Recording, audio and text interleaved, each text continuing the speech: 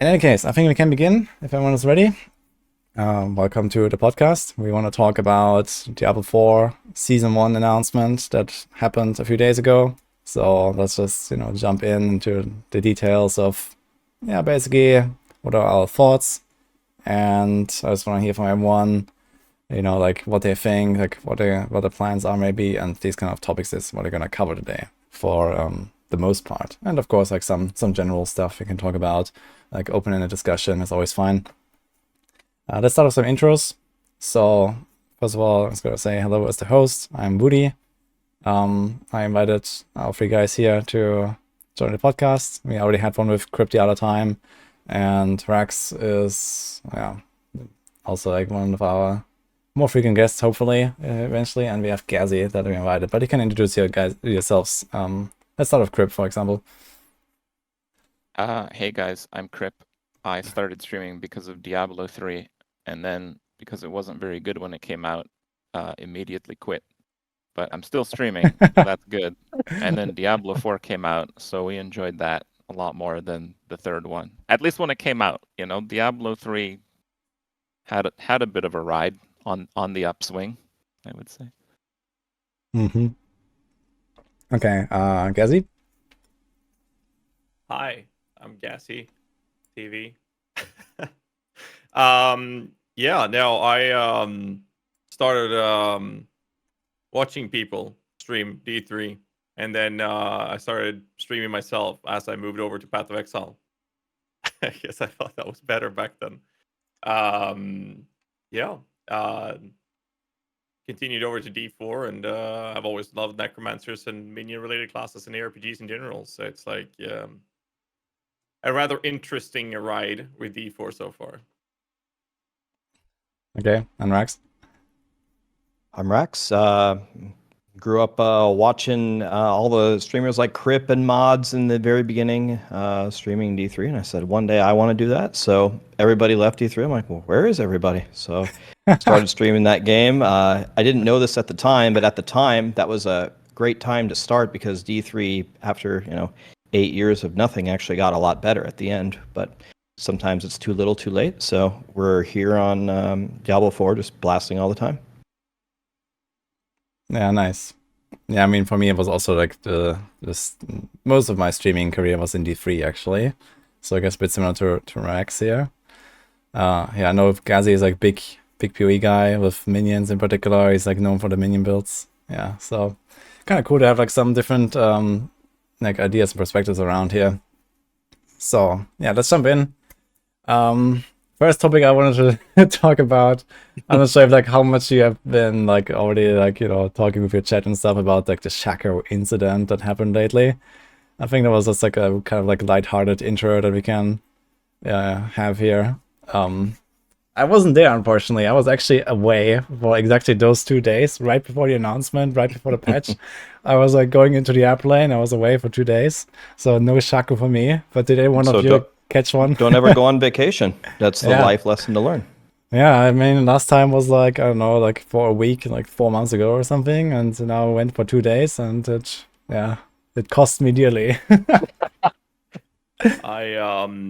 I have a daughter. She's 3.5 months old now. So I took that evening off to spend with my family. And then I heard about it the day after. That's a big mistake. Yeah, the family part or not being there for the shakos. You just have to play 24/7. Oh, there's that. But the problem is, though, that Necromancer has unique slots for all of these slots that the big ones are for. So I don't think I would have made it because I would have to level up another class, Orc or Barbarian, for it, right? Did anyone like manage 80. to get one? Did you guys get one? No. Well, No. They said there was only like 140 that were gotten, which, I mean, it's not very many. I believe it when I see the audit type of thing, but okay. All right. Maybe it was more and they said it was less to like make it not seem so devastating. They had the meme. They had the meme because it happened during like US hours. They had the meme on Diablo 4 Reddit where it's like Europeans waking up in like the bar when they had everyone is wearing shakas. Yeah, so I was playing like the whole day, and I like when the patch came out, like uniques are unlocked in Helltide. I'm like, all right, and I got off stream, and then people did one Helltide, and then I got like a million messages on Discord like, Rax, you need to do the next Helltide. Their shackles dropping everywhere, getting like screenshots here. I'm like, well, I wasn't planning to play D4 tonight, but I guess I'll get back in. And I wasn't like doing it for like evil purposes. Like, oh, I knew they were going to fix it, right? I just wanted to see if I could actually get it to drop, but it wouldn't. Couldn't get one. Yeah, I know it was only for one Helltide and was fixed afterwards, right? So did you do it on the second one? So it was probably already fixed. So yeah, so I did the second one, and I think they fixed it in the middle of the second one. So everyone was like in a frenzy and trying to get it. And it was kind of funny because it's kind of like, I think what Kripparrian was alluding to. I don't know if there were actually only 140 dropped, but I mean, there was one guy that had a screenshot. I mean, unless he photoshopped it this fast, that said he got two of them. He got two of them in one run. So wow, what? Unless he was real quick to Photoshop that, I don't know. It seemed like they were dropping pretty. I mean, they called a meeting and emergency hotfixed it, so it seemed like they were dropping pretty frequently. Yeah, I guess if like 1,000 people tried, then for sure. But yeah, I also seen like some people actually like screenshot. I also saw, I think maybe it might have been the same guy with like 2 shakos. Yeah, like it's actually crazy. Yeah. But yeah. Well, what should Blizzard do about this is the question, I guess. So they have just like disabled it and said, okay, guys, keep it, and now what? Like I mean, I like the other Reddit post that showed up that said the unobtainable is now unobtainable when they disable the loot drops of it. Yeah. And I kind of feel like they're a little bit too rare. I love chase items, I really do. When you need to play, you know, the usual standard jail sentence a murderer in the States gets to drop one. I mean, that feels kind of a little bit too much. But at the same time, even if there's only 142,000 or 142 allegedly that dropped it, I feel like the ones that dropped it naturally, that value or sentiment, whatever you want to call it, for them getting them is diminished because of this. I actually expected them to roll back and remove all of the ones that dropped. I felt that was a logical result of what happened to fix the problem, but they never did that. yeah, I think it's like because it's like Eternal Realm, probably no one really cares that much, I guess. Like in like 1.5 weeks, everyone's gonna play Season, or like most people will play Season, I guess. And then yeah, I don't think that someone is gonna stay on non-season just because they have a shako now or something. That would be a bit strange. So I don't exactly agree with the rollback, and that was kind of my first thinking. Usually, yes, usually the rollback is where they go with these kinds of things, and not just they being Blizzard. I think just gaming companies, when there's like a screw up like this, and let's be honest, it's a screw up. Like, you know, probably they should have tested this a little bit, because there were, aside from bug fixes, there were almost no actual changes in the last patch where they did this. It's basically like, okay, we're going to change this one thing, and that one thing is massively off. Yeah. Okay. Now, in terms of rollback, I made a Twitter post right away, and I'm like, you know, if they roll it back, you got to tell them that it would have dropped for you anyway, even if it wasn't bugged, and that's because you're a lucky person. And the idea is that it's really hard to argue with nonsense. But, you know, some people kind of believe this stuff. And I think it does open Blizzard up for, like, I don't know, some form of like liable action here, because it does get really tricky, because they did say that it can drop, right? They did say that. So if they can drop and you got it to drop that way, how can you say for sure that you wouldn't have gotten it and you were just really lucky, or you got it because of the bug? There's no way to isolate those two cases, and I think that's where it gets really messy with the rollback. It's not like it was a bug where if you kill this rare level 1 boar and shakos were dropping off of it. It's like, hey guys, this method will give you this item. It gives them that item. It's like, oh yeah, but it was too common. oh no, right? So that's why I think there's no shot there was a rollback. That's why I'm always going to be suspect of the figures they're going to give out, because they're in this spot where the only thing they could do is minimize the impact. There's no way they can roll back, No. given that. But I guess technically they can do whatever they want, though, right? Like this whole like arguing with them and okay, did you get it or not? I mean, they can just go into your account and delete the item like from anyone, right? So they can do whatever they want. They can even ban you if they want, right? Yeah, So but that's true. I've had conversations with Blizzard, not on this and not on D4, but in D3, where they were considering, what can they ban for? What telematics do they have? What can they do in situations like this?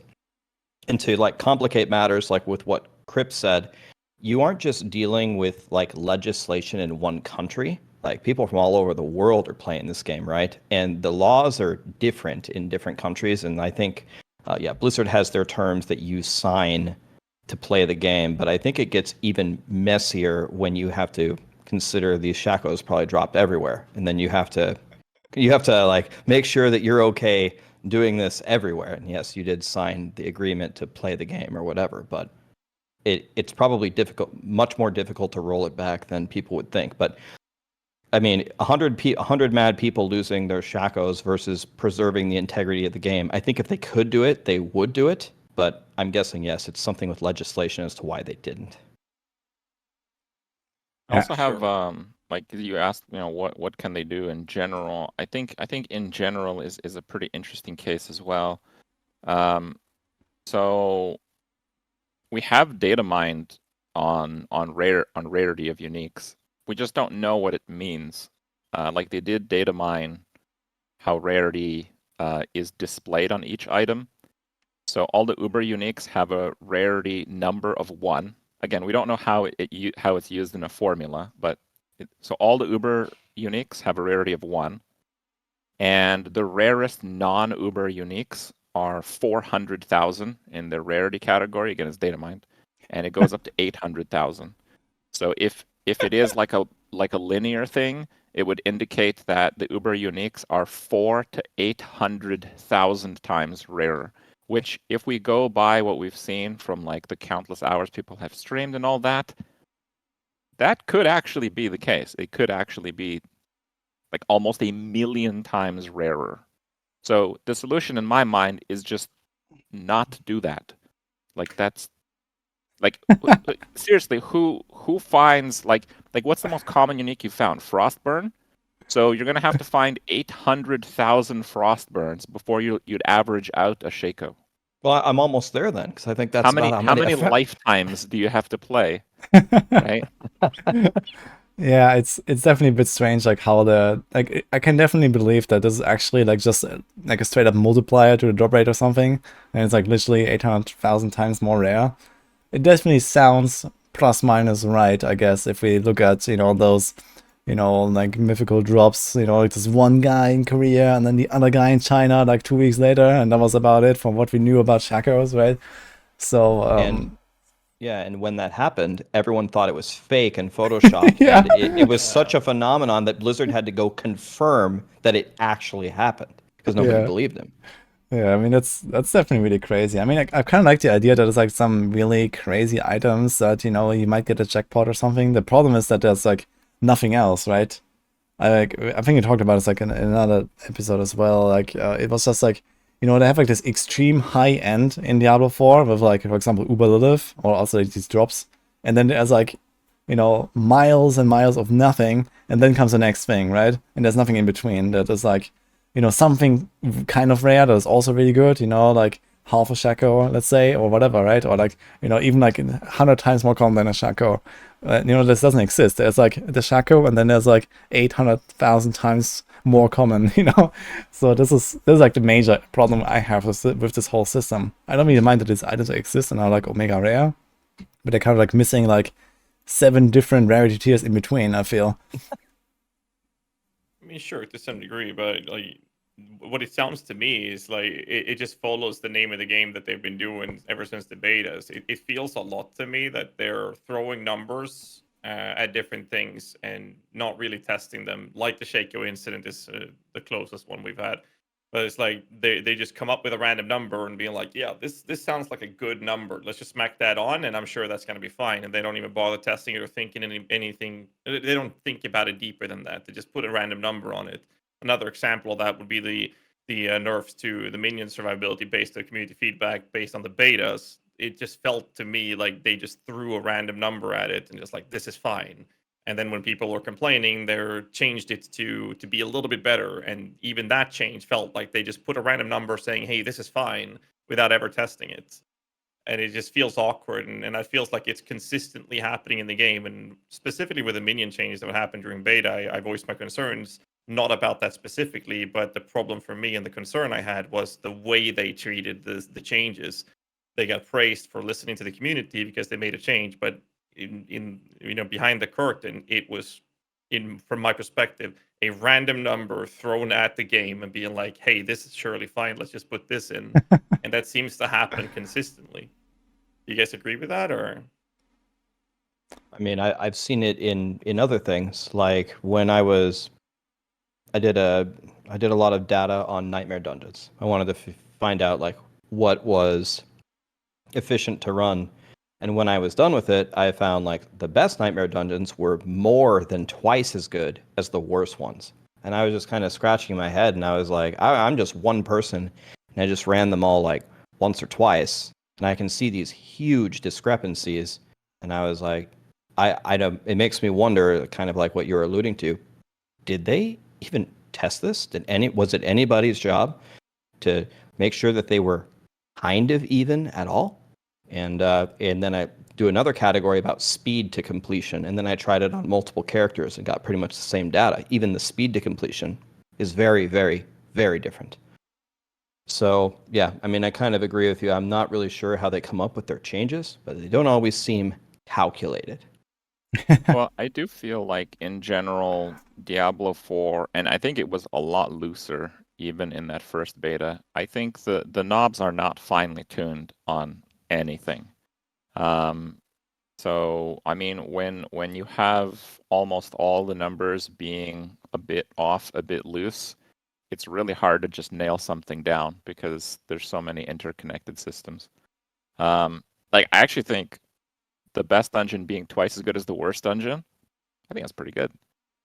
Given like all the crap that goes on in the dungeons. And I also feel like a lot of the classes, they have a lot of the same strengths and weaknesses. Like the only class that I think is really good at dealing with a bunch of random ranged monsters is like a pure minion necromancer. Because the scaly mages, they always just do single target, and they're really just hitting all the different one-ofs on the screen. But then there's like no other class that's really good at dealing with like those dungeons. So, but that's the thing where it's like 95% of builds are just kind of good and bad at similar things, right? So I don't know. Just a lot of interconnected systems with that. I just thought to mention it. I don't know. Yeah, personally, I don't really feel like it's. I mean, okay, there is like definitely fine tuning to be done and stuff, but I feel like with at least some of the balance tuning they have done, they have generally at least identified the right spots to start turning the knobs a little bit. So even if it doesn't really hit like the mark immediately on like the first round of balancing, I think that generally they're kind of going in the right direction with most things that they touch. So it doesn't like necessarily end up in exactly the right spot. But I felt like, for example, after the open beta in March, and have like done this like insane like balance adjustments, and I felt like stuff definitely became better. And I think it's similar with the dungeons. Like they've tried to even out the dungeons a bit. Some were way too packed with elites and stuff like that. So I guess it might also be because you might have different like dungeon designers, like actually like populating the dungeons differently, and there was no one ever doing Rax's job, basically just like normalizing everything. Yeah. So now we have Rax for that. So yeah. So I guess that's probably like how it went, I guess. And on the other hand, I also don't really see the need to make dungeons necessarily exactly the same. I think it's fine that some dungeons are longer than others. I think it's fine that some dungeons are, more populated than others and stuff like that. It kind of, as long as they're like somewhat in like the same, like, on the same scale at least, like, it's probably okay. So it doesn't have to be like just this one dungeon that you want to run all day long. they kind of like killed normal dungeon farming now anyway, and it's just like nightmare dungeons where you're supposed to have like an incentive to run, you know, whatever random dungeon you get, so to say, right? I think if they maybe make it like an even bigger incentive to actually like kind of go through all nightmare dungeons, not just like the top 8 or something that you actually want to run and get sigils for, and actually like give you an incentive to run the other 22 as well, at least occasionally, maybe that would be a solution. Then they don't need to balance the dungeons themselves necessarily. I'm finding it that scarcity is pushing me to run all the nightmare dungeons anyway. Like now that I've re-rolled on hardcore and I don't have that like infinity nightmare sigil dust, if I want to run exactly +3 and I'm trashing all the backstabbers and like I don't like the 100% extra to barriers. That's also super not cool for hardcore. So if I'm trashing all of those and I'm trashing like Conclave or something, it's actually pretty tight. Like I'm rolling with very little nightmare sigil dust, just having to just incrementally match my level. I think it's kind of a more of an issue that they implemented the system after you played so much not having run nightmare dungeons to begin with. But I think the scarcity of the dust isn't too bad. I think if they make it maybe like 20% more scarce, you're kind of going to have to run all of them. I mean, this is all assuming that they fix Nightmare Dungeon resetting. It's like the current meta is you take the best dungeon.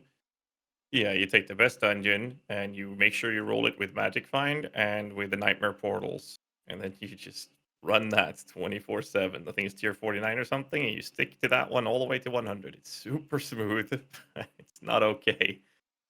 But I mean, the season 1 is we're not far off from it, and I don't think they're gonna change that, and that's gonna affect and skew the entirety of any sort of race sequence in the new season, from my perspective at least, because there isn't any dedicated solo self-found environment unless it's self-imposed.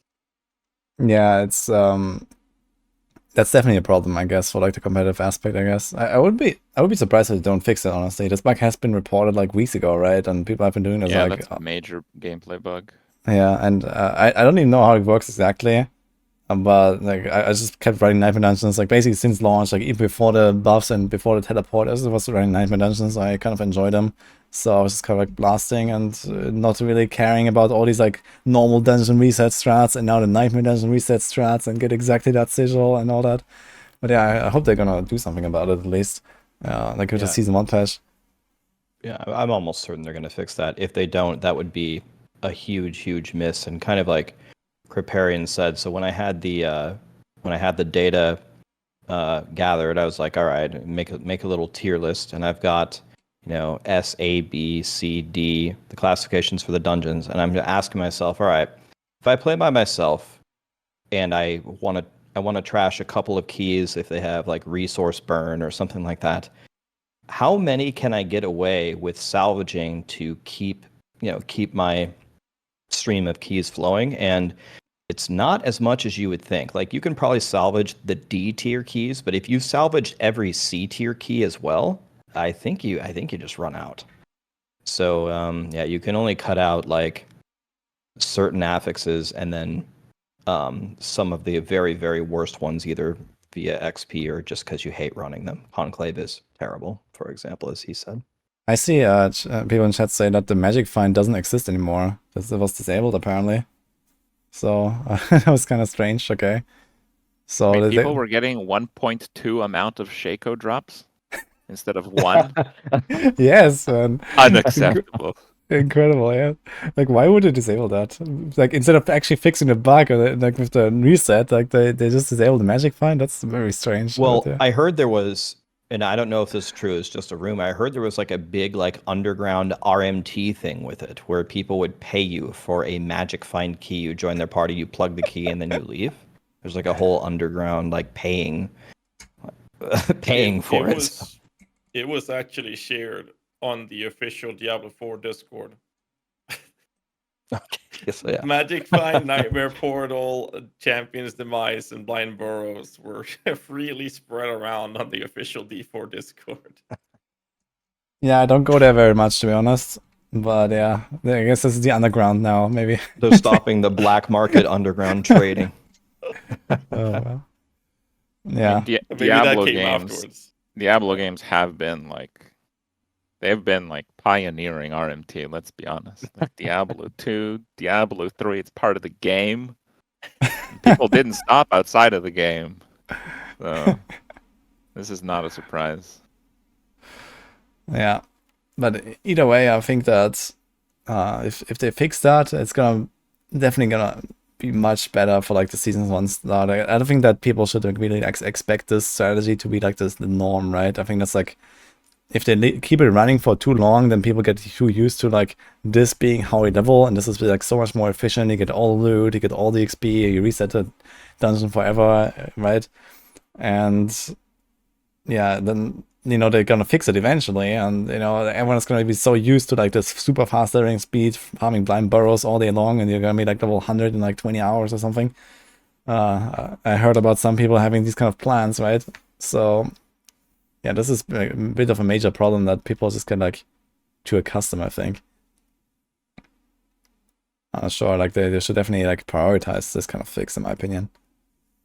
Maybe, well- but then at the same time, we also have to separate the general player base versus the no life degens that are looking to do everything the utmost effective way of everything, no matter if it's boring or entertaining to do. Like take the normal dungeon spam. I mean, I'm sure most of us have sat there in normal dungeons for quite a few of our hours during the initial launch. It feels like a lot of people have this myopia where we're literally just taking whatever is the closest to us that works the best, and we don't care about how that feels to run, how it affects us or the game or anything, but it does achieve the result the fastest, so we're going to go for that. And in the current state of the game, that's literally resetting a Nightmare Dungeon and just stay in there. So sigil dust or anything doesn't matter. We just stay in there 24/7, and we're also getting lift XP. If they fix that, suddenly people are going to start panicking and look for the next set, and it feels a lot like a lot of the ways that the game is currently played in the most effective way is either through glitches or bugs or unintended ways of playing it. Like they removed the reset dungeon button, for example, and we worked around that by just literally logging out or having party switches. I don't know where the balance, like the balance needs to meet bug fixes and glitch issues so that the game is played in the way they've intended to, without that causing harm to the majority of the player base that's outside of the no life degens. And I'm not sure where they can do that, because if they remove the resetting, suddenly we're going to start seeing issues like you mentioned, Rax, with the sigil issues and how many can you actually scrap. And people are then again going to look at what is the best dungeons to run. And if they only do that, they're going to very likely run out of their powders and end up in that position, which is obviously salvaged by having a party, and suddenly party play is more effective, and you have that issue. It never stops. It's always a problem with any fix that comes into this. A new obstacle on the road. Yeah, and they have an interesting problem that I'm not sure how they could solve it or what they should do about it, but a lot of people are theorizing, and this could change in the next 10 days as the game is out, hasn't been out for very long, but a lot of people are theorizing the fastest way to level 1 to 50 is to reset strongholds. So you do like 95% of a stronghold, and you just walk out, and then the monsters respawn. You just do it again. Because the stronghold monster is always a little bit higher than you. There's usually a lot of elites. You kill them, and you walk out. And then you say, well, you didn't finish the stronghold, so when you leave, what is Blizzard supposed to do? Is that just going to be the meta, or are they going to nerf the XP that you get from strongholds? But strongholds are supposed to be rewarding. So that doesn't even feel like a bug. That seems like how they intended strongholds to be. What should they do about it? It's like, I don't know. Maybe they leave it, and I guess that's what we do. But at the same time, I don't think Blizzard is sitting there in their chair leaning back saying, yeah, I wanted people to reset the core Dragon stronghold 50 times to go 1 to 50. That's what I had in mind. It's I don't always envy their position. Like, what exactly would you do about that? I'm not sure. Yeah. First we were farming the corpses in Kordagan. Now we're farming the monsters for the XP in Kordagan. Yeah, it's wonderful. I mean, I guess realistically they could like change the reward structure of strongholds a bit to like put more emphasis on the completion and the boss, because every stronghold has a boss, and you can just like make it like a really juicy chunk of XP for finishing it, right? And that's it. And why not, right? And you can like actually lower the rewards of the monsters themselves, and that would be not such a difficult solution, I think, and would definitely circumvent this problem that we're most likely gonna see in like 1.5 weeks from now. Because yeah, this is absolutely gonna be maybe not the best, but definitely a good strategy that I'm sure some people will do 100%. Like party play right now, it seems like between 1 and 25 before Kordogan seems to be doing any of the dungeons. Like you can start from dungeon level 1, like Dead Man's Dredge, and have 2 people split off and taking 1 lap each. It's super effective. And you don't even have to do any manual logging out to reset it. You just do the party switch to go into the other person's world switch, basically, with a reset. And then you can do the exact same thing in Kordogan once you hit 25. Literally, you never have to log out. So you can even run with a flask do it as well. So whatever fix they would have to do would also have to impact the whole idea of resetting through joining another person's world that might not have never gone into Kordogan, for example. I mean, it's again, one solution causes an issue further down the road. Just keep getting obstacles everywhere, and I'm not sure where the balance is. I agree with you, Rex, there, and that as well. Like, I really don't envy their position because I don't know myself what would be a good solution to it. I think, also kind of want to throw it in there that as long as there isn't like ample endgame, and there really isn't, they might just not care about the most efficient way to level. Because right now, leveling it's almost the entirety of the game for us. For like a casual player, it is the entirety of the game. So they might just not care about it being efficient more so in one way than another. I mean, it sounds kind of crazy because it's so backwards to like the last 10 minutes that we've kind of covered, but yeah, like I don't think they assume a normal player is going to enjoy resetting the same stronghold for 80 hours. So they might just be like, yeah, we're just gonna leave that in. Like if a guy wants to level as fast as possible doing that, there's like, good for him. You know, have fun having no fun leveling a character to max before you make your next one.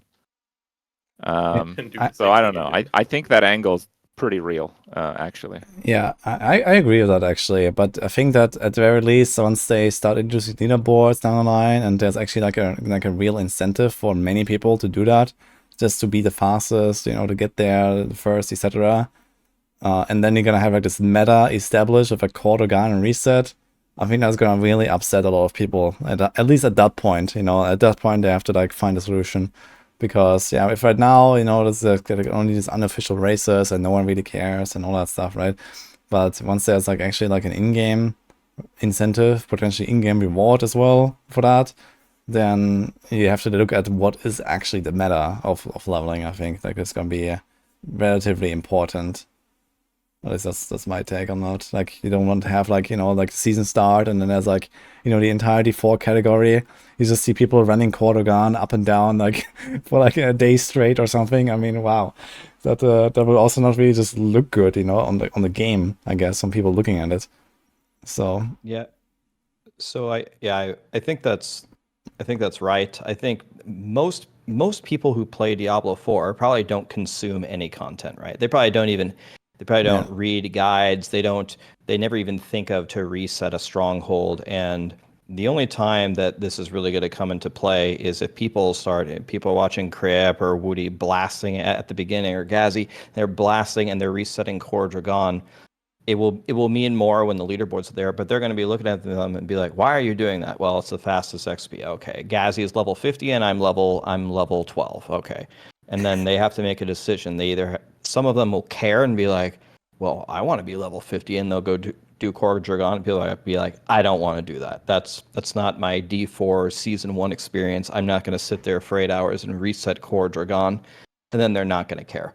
So yeah, I think if you're sitting there as a developer changing your game based upon that kind of thinking, well, fixing Core Dragon is not at the top of your list right now, with no leaderboards, with, you know, a huge chunk of the player base not consuming any content. They'll never even think to do that. I think that with the lack of endgame, I think that we all can agree that fixing leveling stuff like that is not so much of a priority for us either. I think we are more interested in seeing more in depth, or at least a wider range of endgame options or events or challenges to encounter and interact with. But at the same time, Diablo has, well, at least since D3 as well, is always catered mostly to the more casual player base, which makes up for the vast majority of the player base as well. And that's something that a lot of people are complaining about. But at the same time, it's not necessarily a bad thing. There wouldn't be 1% players if the 99% doesn't exist to start with.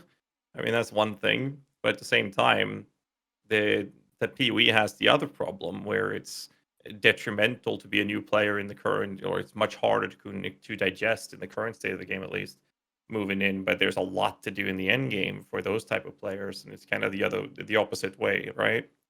I think that there could be a middle ground. Maybe fixing the leveling and whatnot is not necessarily as important as it is to make sure that there is content for the casual player base that is only enjoyable to interact with, but it's also there's also content for the mid game players or the end game players that are fast at getting there, the no life degens to actually interact with, rather than this whole gap between level 70, 80, and then there's nothing until you're geared to your teeth going in for Uber Lilith, because there's a huge gap there right now with, like you said, 800,000 Frostborns before you get your upgrade.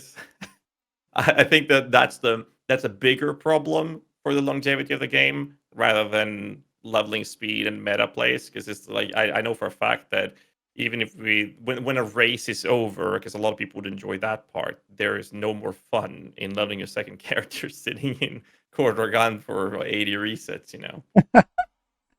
During the Well, I race, there's definitely a agree with the purpose. uniques thing. Like if you think about it, if you delete the Uber uniques, because the Uber uniques are kind of for all classes, not all of them, but like almost all of them are for all classes. Each class is like 7 unique items, and some of them are just awful. Some. It, Yeah. if you compare that to any Diablo game, I think there's more uniques in Diablo 1. Yeah, there's so definitely little. definitely not a huge variety, but they are gonna add, I think, 6 uniques, right? So they're probably gonna add like 1 for every class and 1 of like Right, 1. Yeah, but it's something, and I guess like to keep doing this for like the next every single season. I mean, it's gonna add up, right? But at some point we're gonna get to the point where okay, now we have like 50 uniques per class, and like how are you gonna get the one that you actually want for your build, right? So that's gonna be like another major issue, I think, down the line, where already right now we have like so much demand, I guess, for like target farming, and I don't really see them like addressing this at all. Like okay, like the Helltide thing, they tried, and then they had a Shako gate, and now it's like okay, now we have uniques randomly drop from Helltide chests, so it doesn't matter which one you open, so we're back to just farming mysterious gift, right?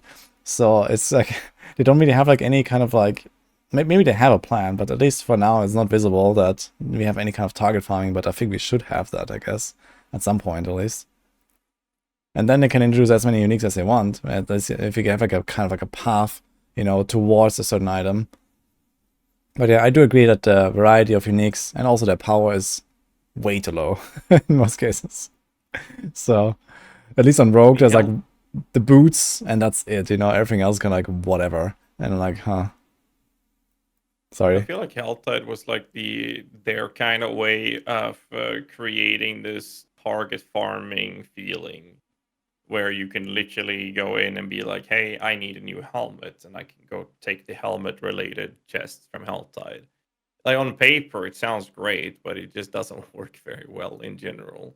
And then obviously with the I don't want to say a lack of access to Helltide, but it's not like you're able to target farm it for all the hours that you're deciding to play the game for the evening. It's only up for so long during those time frames. But I definitely think that more target farming should be the case in the game. I feel like that's something the game could really benefit from in general. It seems to be something that a lot of ARPGs, in general at least, have incorporated in different ways. Last Epoch has the availability of farming specific types of items in certain map areas. Path of Exile have div cards, for example, that you can get fragments of the item you're trying to get from certain zones, as another example. And it just feels like D4 you want a specific item, say you're trying to get that Ring of Mendel to play that minion build, you can then be in a position where you have no way of achieving that. All you got to do is just grind the game out and pray that you get it. And once you've dropped 700,000 Frostborns, you might see a Ring of Mendel. Not that crazy, but it just feels bad when you drop the wrong items and you have no impact yourself in the way you're playing to increase your odds of getting what you're actually chasing for. And that feels bad on top of this whole gap of upgrades for your build in the higher end game, like 70, level 80 plus. There's nothing, and you might I have 3 level 100 necromancers, and I haven't seen that many that many Ring of Mendels. I've seen a couple of them, but it also goes back to legendary powers, because uniques is, some of them are build enabling. But if you look at legendary powers, such as a very sought after power being exposed flesh for the Bone Spear builds, it's the same problem there. I mean, over 300 levels of Necromancer, I've seen it maybe 12 times, and that's over 400 hours of playing the game. And it just feels very awkward with these super rare things. You have no way of impacting how to get it. Obviously, Obols can help you get legendary powers, but I think there's a huge problem in accessibility of feeling good farming something. Does that make sense? Like, I'm trying to get the point across here. I'm actually pretty surprised that they reverted the Helltide change, and so I agree with you. It would benefit a lot. I can't tell you how many barbs I've seen in my chat just endlessly say, "I can't get Bold Chieftain's Ring. I just can't find it. I'm level 100. I just don't have it," and it's pretty important. Yeah, my first rogue at level 200, I did not find a single umbral either. Right? Yeah. Crazy.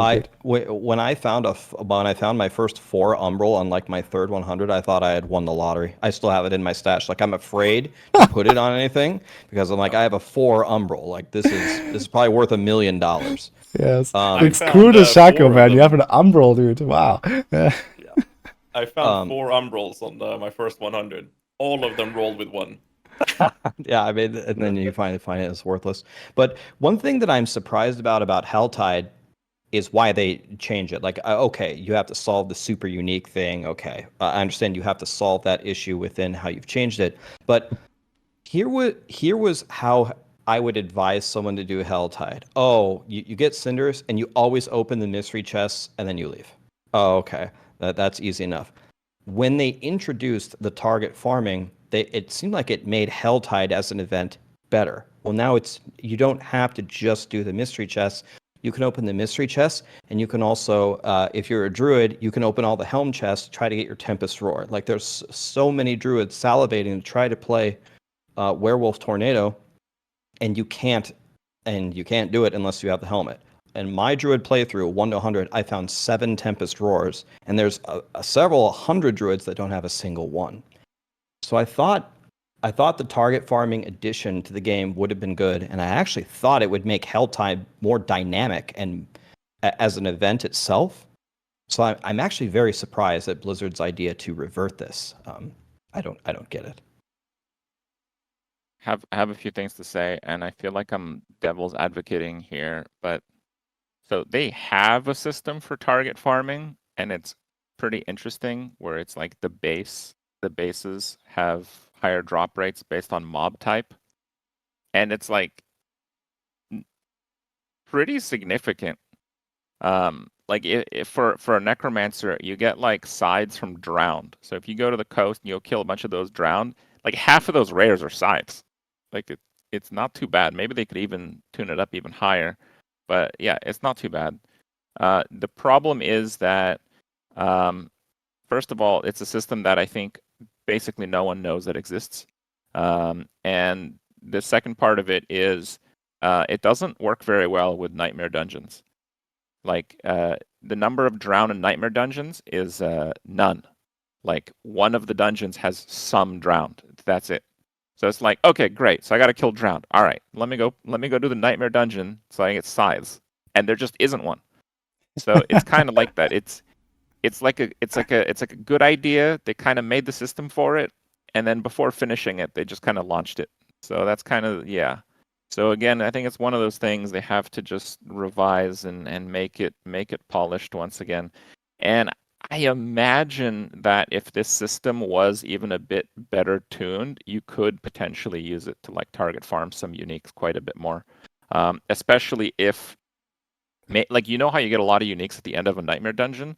If some nightmare dungeons were tagged with mob types, like maybe you could influence your completion reward. You know, that would be like really, really cool way to do it. Like a really elegant way to do it, really. But actually, I think Helltide's the best system they got.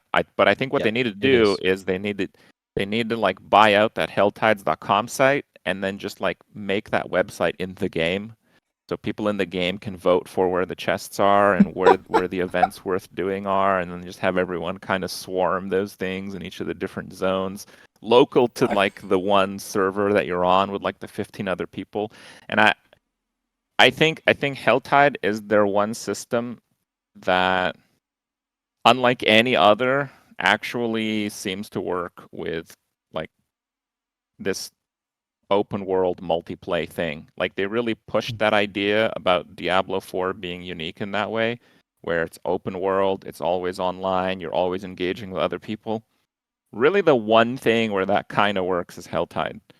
So I think they should maybe even double down on, expanding it, making it more frequently. Right now, I feel like as a solo player, I feel like Helltide is the best place to get loot. If I want experience, I do Nightmare Dungeons. If I want better loot, I do Helltide. But I think the efficiencies involved with group play kind of just throws all these systems out of the, like, I think the game is not finely tuned enough for group play to adhere to the standards that they've set up for solo play. But for solo play, I think Helltide definitely has a role in the game. Yeah, I think Helltide. I agree with you. I think Helltide is the best endgame system that they have in the game so far. And the reason why I think it's the best is because it's close to it. It's the only event that they made where I actually interact with everything that they made with it. They corrupt a whole zone. And so what can I do? I can click the corrupted ores. I can do the events. I can go kill the boss. I can go look for the mystery chests.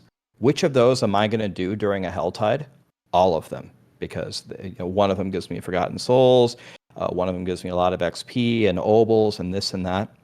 I think Helltide just works. Like the only part of it that I don't really interact with are the chests that aren't the mysterious chests. I only open them if I have some leftover cinders at the end, but when I've opened all the possible mystery chests, I leave.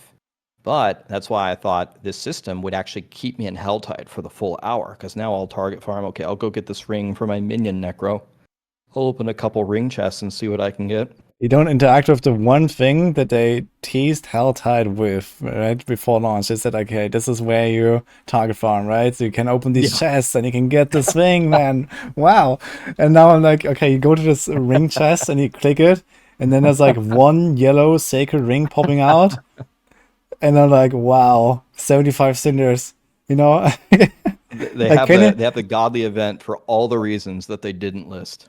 Yeah, exactly. Like, can it not just make it like, make them like, give them like a boost to the item power, give them like a boost to like the item affixes they roll, it's like, just make them like, smart loot a bit, like, like get rid of all the trash affixes that can roll in the ring and actually have it like, have at minimum 2 like really good stats, like life and crit or whatever, right? Like stuff that people actually want. And then you'd actually have like a bit of a reason to go there and try to get good loot, right?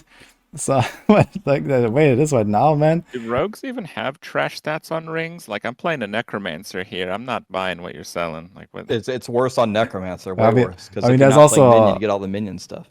Yeah, I mean, either way, yeah. So regardless of class, and like if some is like harder than for others, I understand that. But like the problem remains that it's just like the same random trash loot that you get anywhere else, right? I can just go into a dungeon, I can farm Nightmare Dungeon, and be like 5 times faster on my way to the 100, and I can still get rings there at not even a terrible rate compared to the Helltides. If I go around and actually try to find that chest, and it's just like this whole target farming is just like really broken, and I think this definitely needs like some major boost at the very least. Yeah. Yeah, any more notes on like Helltide and stuff like that, or like I want to talk about the season. So we had a lot of like general discussion now, and I think it was kind of interesting. But I would really like to hear your thoughts about. Well, let's start off the announcement trailer and like the announcement presentation, maybe. So how were you feeling? I wasn't there live, unfortunately. I only watched it like yesterday, actually. I had like a late watch party. So how was it live with everything involved? I mean, I can sum it up. I gotta be honest, I was a little bit disappointed.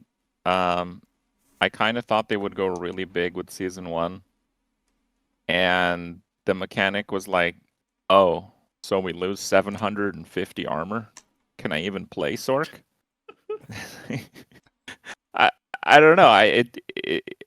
I rewatched the trailer again, and the trailer was really good. It was done epic. They kind of, I think, very clearly work off of the PoE playbook, where they have like a mechanic.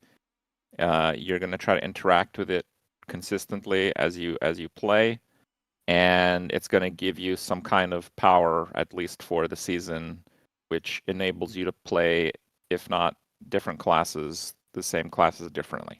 Okay, so that's fine. All right, that's good. But then it didn't seem like that much of an encompassing mechanic. It seemed like super optional. Like this group of people, you guys are going to have like a spreadsheet if it's worth the seconds to even click on the damn heart once you have like, I bet you at a certain point it's not even worth clicking on that heart. Like, yeah. So it's really hard to be like wowed by that. I was expecting them to go a lot bigger for like a season mechanic. I was also really shocked when they said that it's definitely not going in the main game. I'm like, why not? Like if they're going by the PoE playbook, the first few leagues that PoE had, well, they definitely went in the main game because there weren't a whole lot of mechanics in the main game, which I feel is exactly where we're at with Diablo 4 right now. Yeah. So Yeah, like, why not? Why is that written off already? Yeah, I was also very surprised to hear that, I gotta say. Like this, like I was like, okay, take like, at least like the first 5 seasons, make them really pork, and then at least keep something of it in the game, right? This is like how it works. This is literally how ARPGs work. And I'm like, wow, they're not planning to do this like from the start, and then there's like this like oh, okay, if it's really good, you might keep it or not, and like, wow, really? I'm like, have you not seen this coming? Like, like people actually want more stuff. It's also kind of weird though, because if they had said from the start that their initial plan is to have it in the core game, that would please a lot of people that are not interested in playing the season, because then they would have confirmation that, okay, but once this is over, we're gonna have that in the Eternal Realm, and I can engage with it then. I mean, I feel like it just would have been an overall win-win situation, no matter how you bend and look at it, just to have it in the core game. But yeah, I agree with you, Krip, on that. The idea with adding more mechanics, because it would give us incentive to do more things in the end game, which feels very hollow in its current state of the game. But I don't know. I feel like this whole thing with losing 750 armor, it's specifically for Sork, is a big loss. But then you have the other aspects. Sork can't bridge that gap. There's nothing you could do. I mean, let's wait until we see those hearts, I guess. They seem very powerful, so there's probably going to be some defensive options as well, I imagine. So Necro shields have no armor, and they can't give you a single point of armor. It seems very deliberate. I would bet right now there is no shot a single one of those can give you a single point of armor. No shot. I think I think armor is like the last thing that they did to balance everything. And now from mob scaling to player defenses. And now wait until they cap disobedience at like a quarter of its current stacks, and then we're gonna be that's gonna be fun, yeah. Yeah.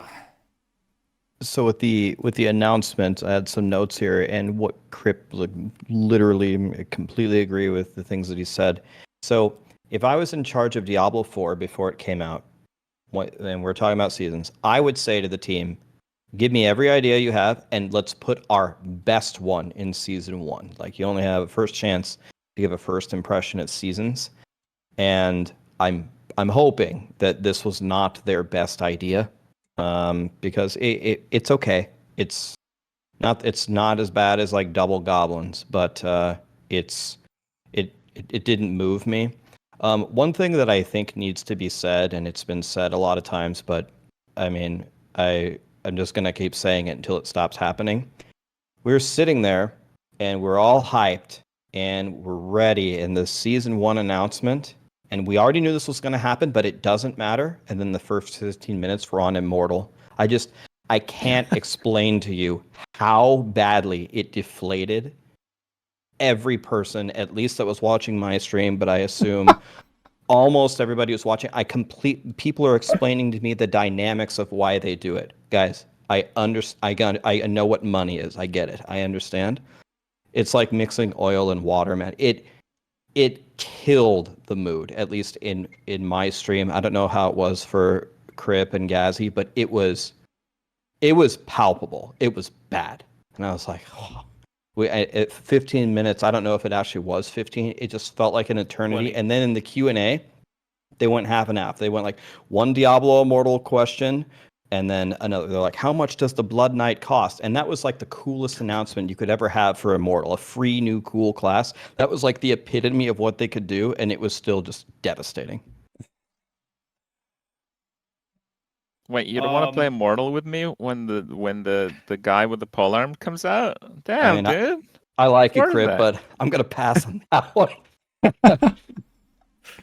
I felt it was kind of I felt kind of bad for the devs that was there as well, because of the way the chat was behaving. The Diablo chat, not my stream. I'm guessing you guys were fine with your chats as well. I'm just saying, like They walked into that, received bro.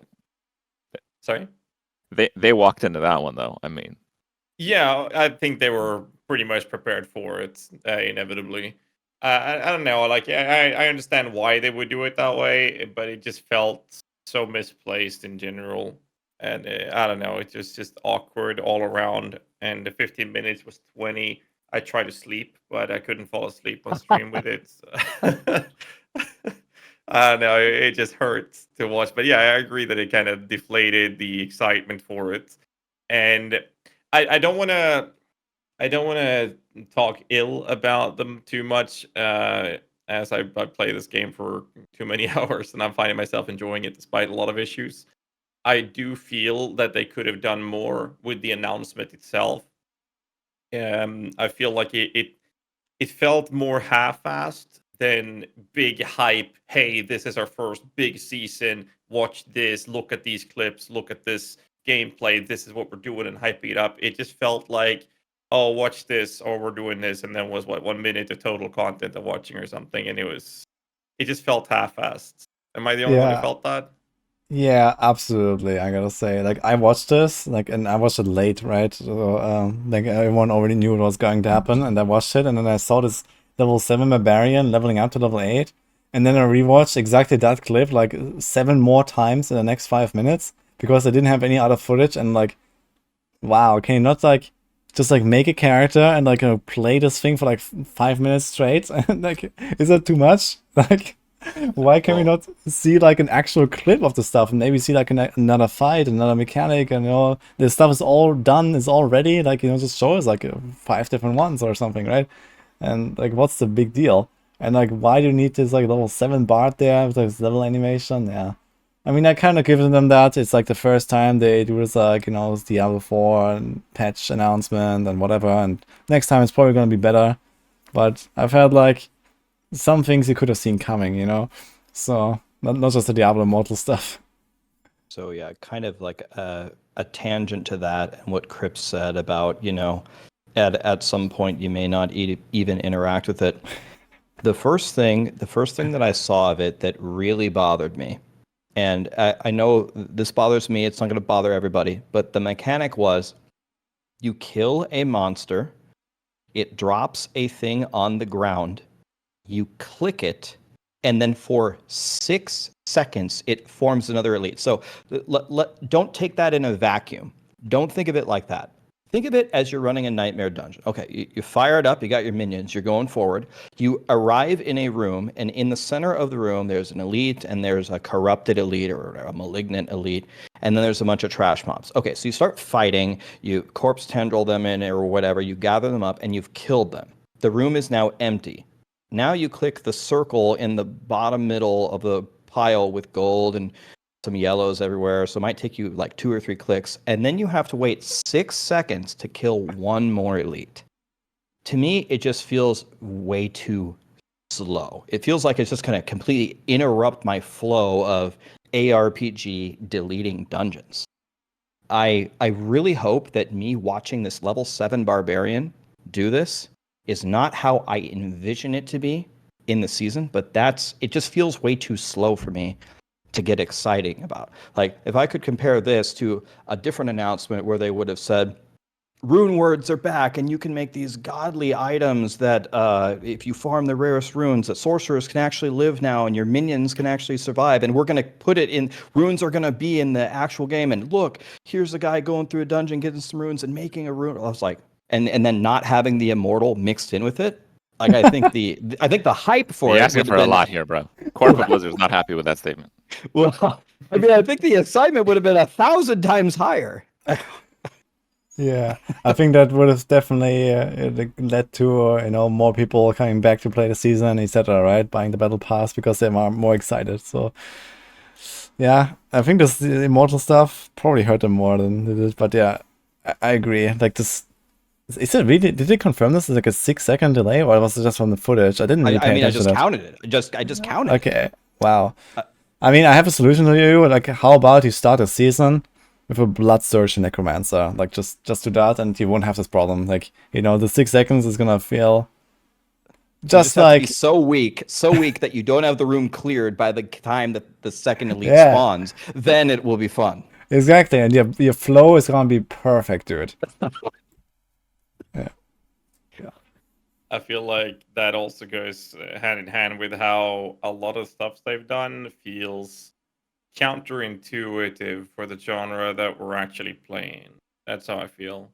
Mob density cut down, elite cut down, and then like the excuse is now we found a baseline. You can only go up from here. I was like, and then the new mechanic is literally the same thing. We're gonna clear the room and then we're gonna wait for a mob to spawn. It feels like it's a mechanic that is rather simplistic, and at the same time it goes against the idea of hack and slash by stopping us and making us interrupt our general gameplay of an ARPG. That's how I feel, if I'm going to be completely honest about it. I think they should have just tackled a different thing. Like, I think it should have been much more of a focus on tackling like endgame issues. And there's ways to do that with, slightly pre-endgame stuff. I don't know. Like, I'm just throwing out, if they did like an Uber Helltide or something like that as the mechanic, you could have like Uber Helltide in World Tier 3 that would just give you like half season rewards or something like that. I don't think it has to be like a mechanic that you engage with at like level 1. Because, like, let's be honest, 1 to 50 is not, even for a new player, I don't think is really that big of a stretch in terms of the time they put into the game. I don't know. Yeah, I just think their goal should have been different.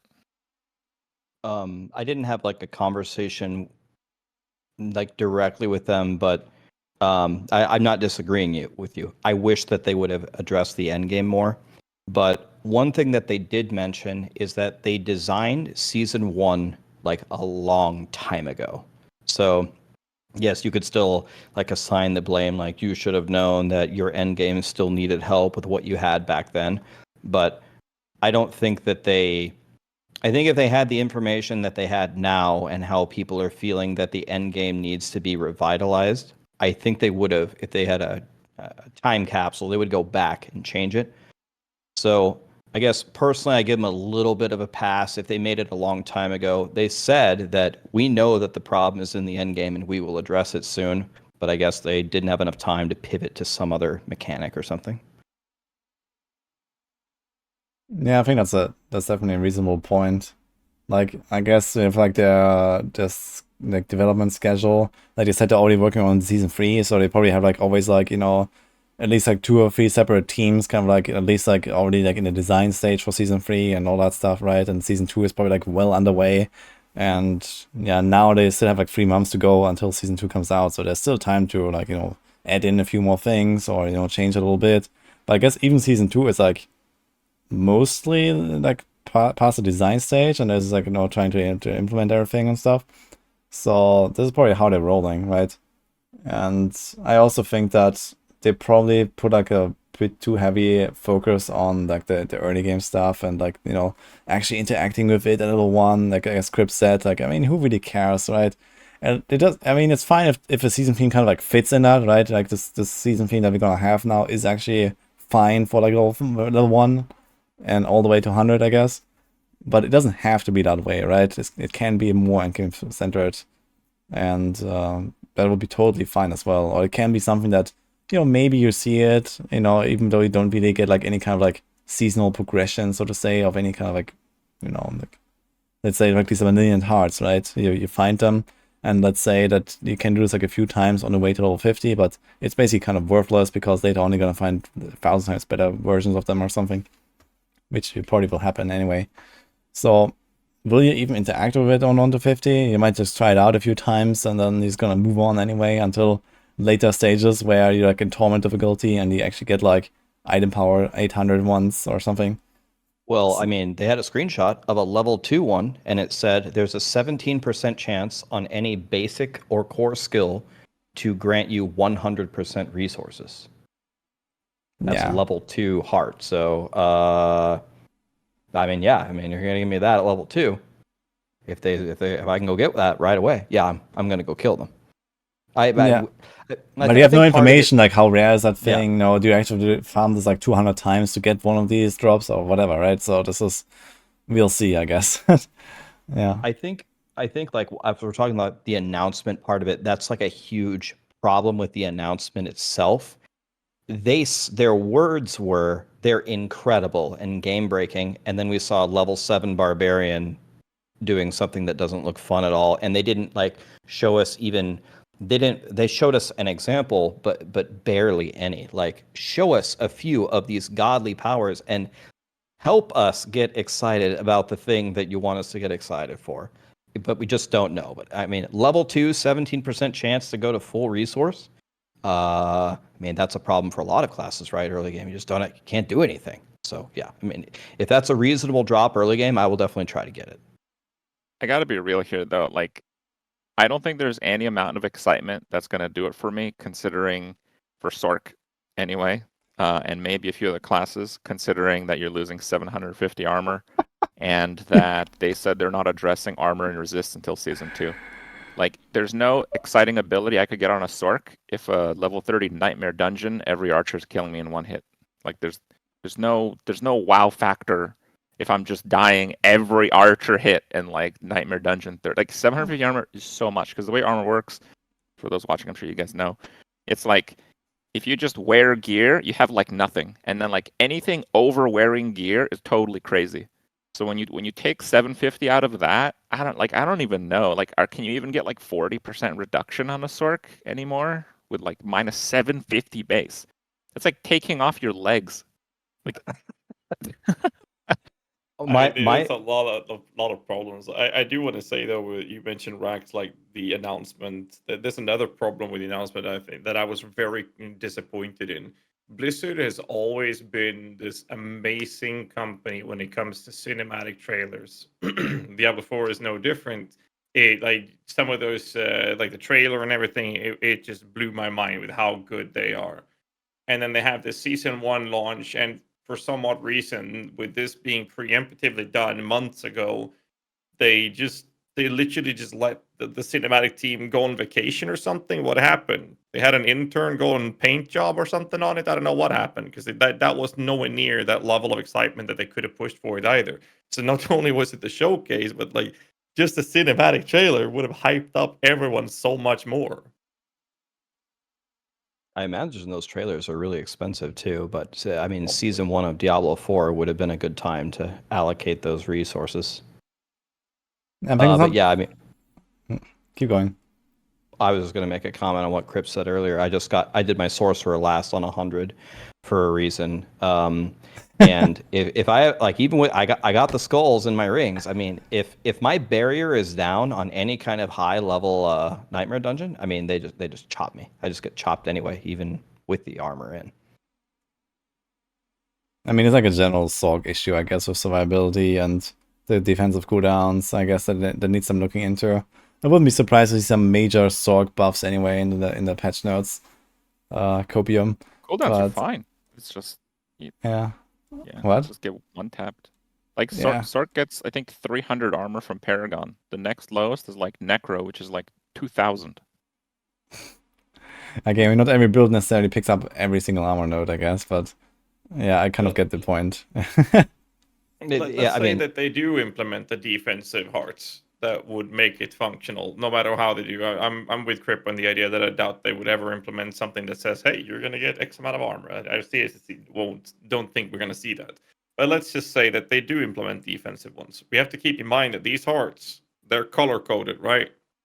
The sockets are color coded. So what happens when you drop that unique item and it's a really bad color for your build, or you have already socketed that defensive one for your Sork that makes it playable into another item? Because if you take it out of the item, it's destroyed. So now you need to farm a new one. It just creates this unnecessary, frustrating loop of grinding out the same thing again. If you have something that makes a build enabling drops, for example, on the hearts, because essentially, to my understanding, these are meant to be super overpowered and broken and potentially create new possible builds for us to play. And if you have one of those, you socket them into one of your gear piece, and then you drop something else that'll have to replace it, and you're limited again on the colors, so you're then going to have to farm this 6-second delay elite to try to find another one. It just feels like there's a lot of obstacles that's going to make it feel frustrating and annoying the more I go dig into the mechanic itself. I also want to make a very stark distinction. There's like a big difference between a defensive one and one that gives you armor. Because like getting armor from like 70 to 80 is just so crazy. And then getting like 30% less damage from close, that's just going to help classes that already get a lot of armor. Right? Like it's really the armor issue that I can't really get past. But yeah. I mean, there might be ways around that, I guess. This is mostly, in the end, it's like a balance issue, right? So, okay, Sork has little access to armor, and other classes do, and, well, right now armor is like really busted, but you still have stuff like Disobedience, you still have like % armor rolls, you can probably like make do with that, I guess, if you like itemize for it properly, even without the hearts. So I don't think there's gonna be like that major problem, I guess. I mean, I actually made characters, like, okay, I'm not sure, like, I didn't really think that this is, like, too hard or something, but I actually made characters where, like, armor capped without, like, temporary buffs. So, it is possible to, like, stack a lot of armor, I think, and even for the Sorks, you know, even without the 750, you can do some stuff. I don't think that's, like, really the major issue. I mean, in the end, it comes down to, like, what do these Millennium Hearts actually do? I guess not plus armor, but there might be other, you know, temporary, like, utility buffs or temporary defensive buffs, and some of them might work really well for Sork, for example. Maybe they have actually thought about this and they're like, Sorks really suffer from exactly that. And yeah, maybe they're gonna introduce some mechanic that actually works really well with barriers, for example, right? And suddenly Sorks have like the upper hand there. So I kind know- of comes down. I know that I don't know what they are. I don't have any more info than anybody else, but I know some of them are defensive. I just don't know what they do. So they said they're crazy and build defining. So show me something crazy defensive, because if you don't show me something crazy defensive, I'll just take my base defense and just stack a bajillion offense and try to win that way, like like most builds do. But if they're going to put defensive stats as a choice between the offensive stats, and the offensive stats are crazy and build defining, the defensive ones better be as well. Yeah, I think one major thing that I have to be careful with, though, is, at least in my opinion, is that there's actually a relatively good difficulty curve in D4, I think, with like you know, like how much damage monsters deal to you versus you deal to them and all that stuff. And the offensive versus defensive choices you make. So I feel like if they just like give you really, really insanely powerful options for defenses, for the stacking defenses to the point where you just like become completely invincible, and you can still kind of stick in enough damage to like get your way through the dungeon or something, then this could potentially like really trivialize a lot of encounters, especially also like the endgame stuff, like, you know, tier 100 pushing or Uber the live and all that stuff. Like if you can literally like stand there and face tank like every single mechanic, then there's not a fight anymore. It's just like boring, right? But So I think this is like something they have to be careful with, and I think the fact that right now the base game at least doesn't really have like this like, you know, infinite like toughness stacking, like, you know, just become like invincible and to everything you want, kind of like how you can do it in other games very easily with like a very marginal cost, like in DF3 for example. You can become invincible at the cost of like, you know, 2 item slots, and you go down like 2 GR tiers and you're invincible, right? So this is kind of how that works, and I think this is something they should avoid in D4 in my opinion. I mean, I've literally seen 35,000 HP Blood Surge Necros with 45, 60 plus global DR and, you know, 80 plus local DR and about 10,000 armor getting chopped up in, you know, Nightmare 70 to 80. With that amount of defense, you shouldn't get one shot consistently at that level. I'd accept it be happening a 90 plus, but like 75, 80, 85, that level of tiers getting chopped up with that many defensive layers and that much HP feels obnoxious to me. And that's like a build that pretty much scales everything through defenses. And it just feels weird. I mean, I'm not saying that happens, you know, when the stars align and you get this archer from 300 screens away shooting you with a bunch of modifiers. We're talking about that happening regularly at that tier, that difficulty of tiers, which incentivizes us to say, well, I just go with Bone Spear, whatever glass cannon I can think of, and make sure I kill them before I get killed, to trivialize the game that way. Similar to how a lot of builds are dealing with, at least in softcore, mind you, with Uber Lilith, where it's just easier to kill her before she touches you enough times to die. It just minimizes and trivializes the game mechanics across the board. And those builds are also limited because as soon as the enemies are not dying instantly, then you're done for. You're not going to be able to progress in that type of content. So there isn't any sort of defensive layers that I think of that is reasonable to build your character to the point where, yeah, you can do a Nightmare 90 plus. It's going to be slower, but you're not going to get one shot. The difference is you are going to get one shot unless you cheese it. And that feels bad, in my opinion. It doesn't feel like a good progression or a challenge to encounter. Like, what do we have on Necromancers? A minion build with Plunging Darkness and stunning them, sitting in Blood Mist. Or you have the Exploding Shadow Mist, also known as Infinimus. Same thing there. You're just sitting there making sure you're immortal to deal with it. And then you have other classes doing, you know, their kind of approach to it, which normally comes down to make sure the enemies are dead before they touch you kind of approach. And, you know, that's fun in softcore to some degree, but it also feels really awkward where that is the go-to choice to beat aspirational endgame content. Then again, we're talking about content that is designed for the 1% no-life Legion players at the same time, so which we've already established that's not something that they mainly cater to. But it is a problem in my opinion. It's probably something that becomes like better over time, I guess. I guess going back to like this topic we had with leaderboards, you know, kind of like, you know, like exposing those metas, right? Where there's like something that you do, like this quarter gun reset strategy that is like the absolute best way to level. And if there's ever going to be leaderboards, I guess it's going to be like, you know, so much in the spotlight, similar to how people get one shot in high nightmare dungeons. And it's just not really going to be like the experience that anyone is really looking for, right? And there needs to be like better balancing then. And, you know, this is like when they can really like focus on these problems a bit better than they can do now, right? Like the game is fresh, like builds up fresh, like all the theory crafting that's going on is like really, really fast and really like, you know, like dynamic. And of course, it's going to be kind of tough to follow that and like, you know, try to balance out all the classes. Like, for example, from my perspective as a mainly rogue player, I have a very different perspective from you looking at like, you know, the Uber boss or looking at high nightmare dungeon pushing, because I actually have options to include more toughness or include more damage, and I actually like fine tune, for example, my Uber lift build to the point where I was able to tank a skull under most situations in phase 2, for example, so I could actually fight the boss for like 10 minutes and allow myself like a mistake or two. right? So for other classes, it may not be possible, but if, like, for example, you have like the advantage of blood mist, for example, or so. So I guess like different classes working differently is okay, as long as you don't get to a point where it's just like, yeah, everything is like either completely busted, like going to a tier 100 nightmare dungeon and you get like absolutely one-shot by anything, and the only strategy to beat it is just one-shot them before they one-shot you. I mean, that is obviously not fun, right?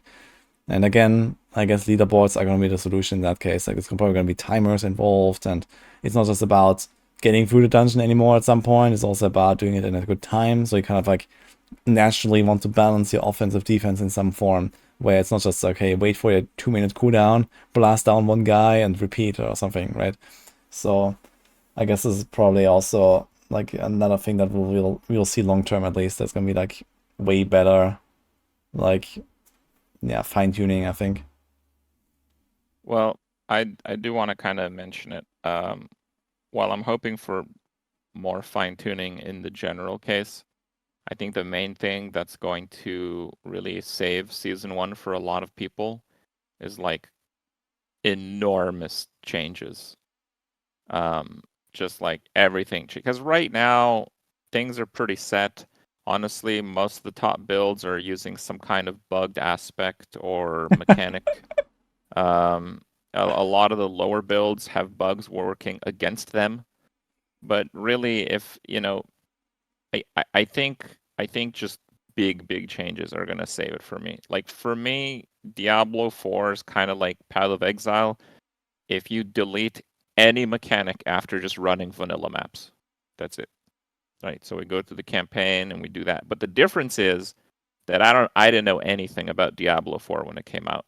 So this whole like class discovery, seeing what's good, seeing what's efficient, that stuff was really engaging for me. And if Season 1 is like, well, we're gonna buff Incinerate by another 10%, right? That's not gonna do it. Like, that's gonna be a huge fail in my book. They said that they have a long list of changes, but the impact of those changes, I think, is really the make or break for me for Season 1 and maybe kind of the game's future as a whole. I want to see fine tuning, but yeah, I think for Season 1 I would rather see big changes in classes.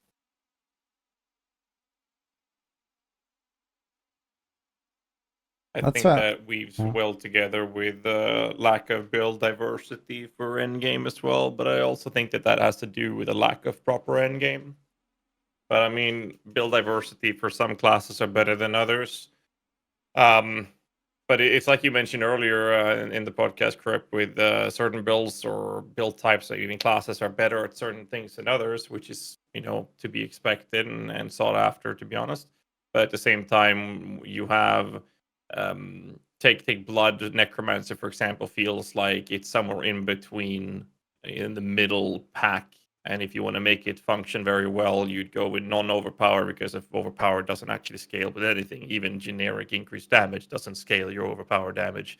Hidden coefficients and overpower scaling between Bloodlands and Blood. There's a huge list of problems.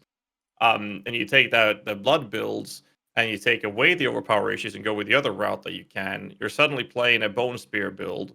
It's just 10 times worse because of the mechanical implications that build is bringing to the table compared to a Bone Spear build. And it just feels awkward. So yeah, I agree that fundamental changes to mechanics and even abilities across the board in different classes would allow to not just increase the enjoyment of the game in general, but also increase the build diversity. But ultimately, I think that most of these things are towards end game play, where we've already established that we all agree that Diablo will be catering mostly and almost exclusively, it feels like, to the casual or game players and the early game. And in those situations, there isn't that much of a difference between the different builds or different classes. Like, even Blood Surge works really well to level with till it starts falling off later, compared to other options such as Bone Spear and whatnot. I do reference Necromancers a lot because it's the only class I've been focusing on.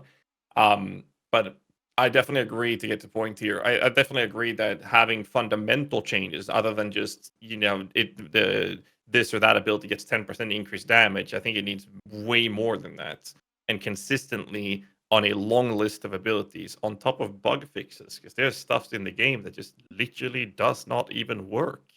I mean, the game has been out there for a while. We beta tested it and everything, and there's still things that just straight up doesn't work, including aspects, and that's just weird to me. Yeah, so talking about these like fundamental changes and bringing like life back into the game.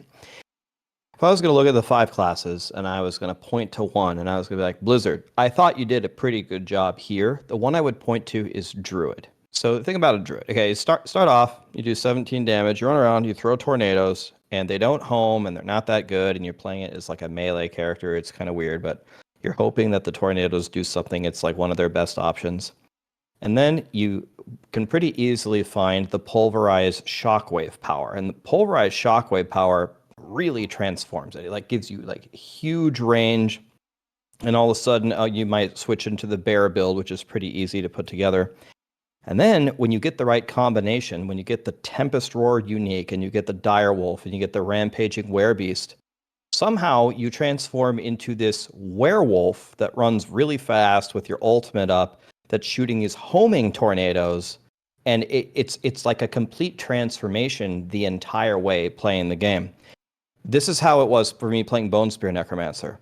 I started with Bone Spear, I got the aspect from the Codex, and I threw Bone Spears, and my Bone Spears just hit harder as I went to 100. And when I was 100, they just did a lot of damage, and I was still the same Bone Spear Necro I was destined to be from level 1.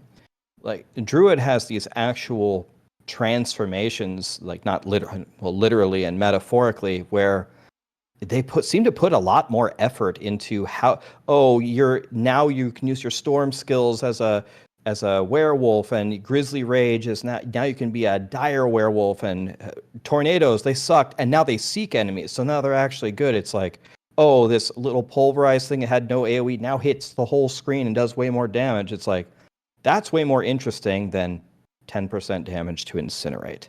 So I didn't feel like I was seeing that very much in the other classes, and I was really missing that. And if they built that in, the other classes would be way more exciting to play and talk about and progress through.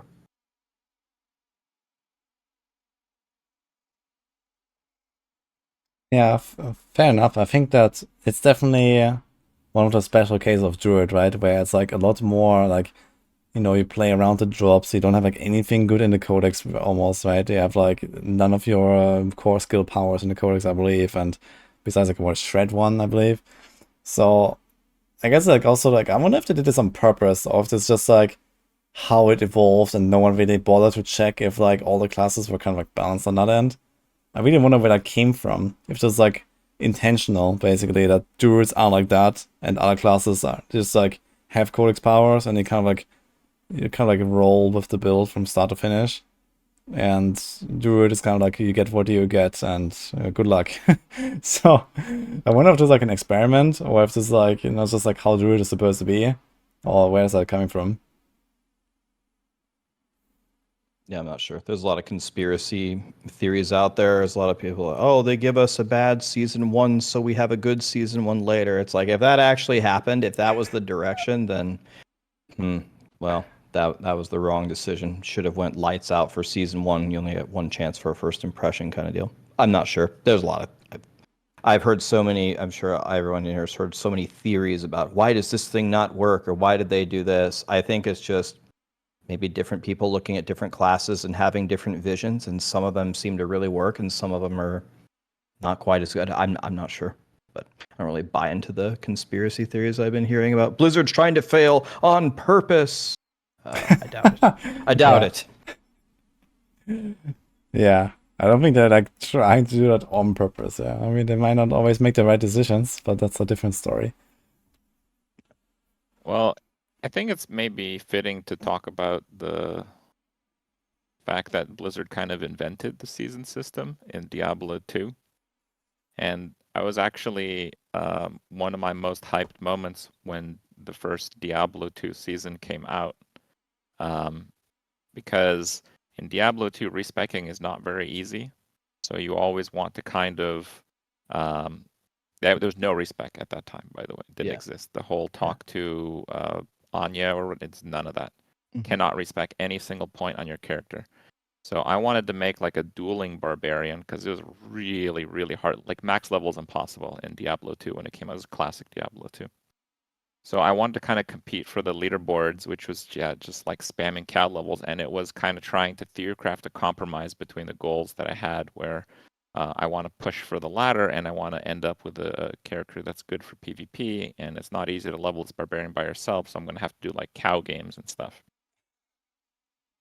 First of all, they actually had leaderboards for their first season launch, which was interesting. In Diablo 2, this is 20 years ago, I think now. Maybe more. I think it's more than 20 years ago now. They were very competitive. Like people were going crazy. Like people were playing 24/7, like almost 24/7. You could see like the people, and they would like start to level off because it's not like in this game like leveling to 100 now. If they had to do it all over again, it'd be over pretty quick, right? Yeah. So in Diablo 2, leveling was very clearly the game. I think in Diablo 4, you weren't really sure at the start, right? Now we kind of figure it's the game, but that's kind of the lack of endgame. But yeah, in Diablo 2, you had so much of this hype, you had this sense of purpose, and you had this sense of not really sure of what would be like, the best way to approach this given the compromise between a character. So you had kind of a mix of goals. And I feel like this season, it's not really going to have any of that.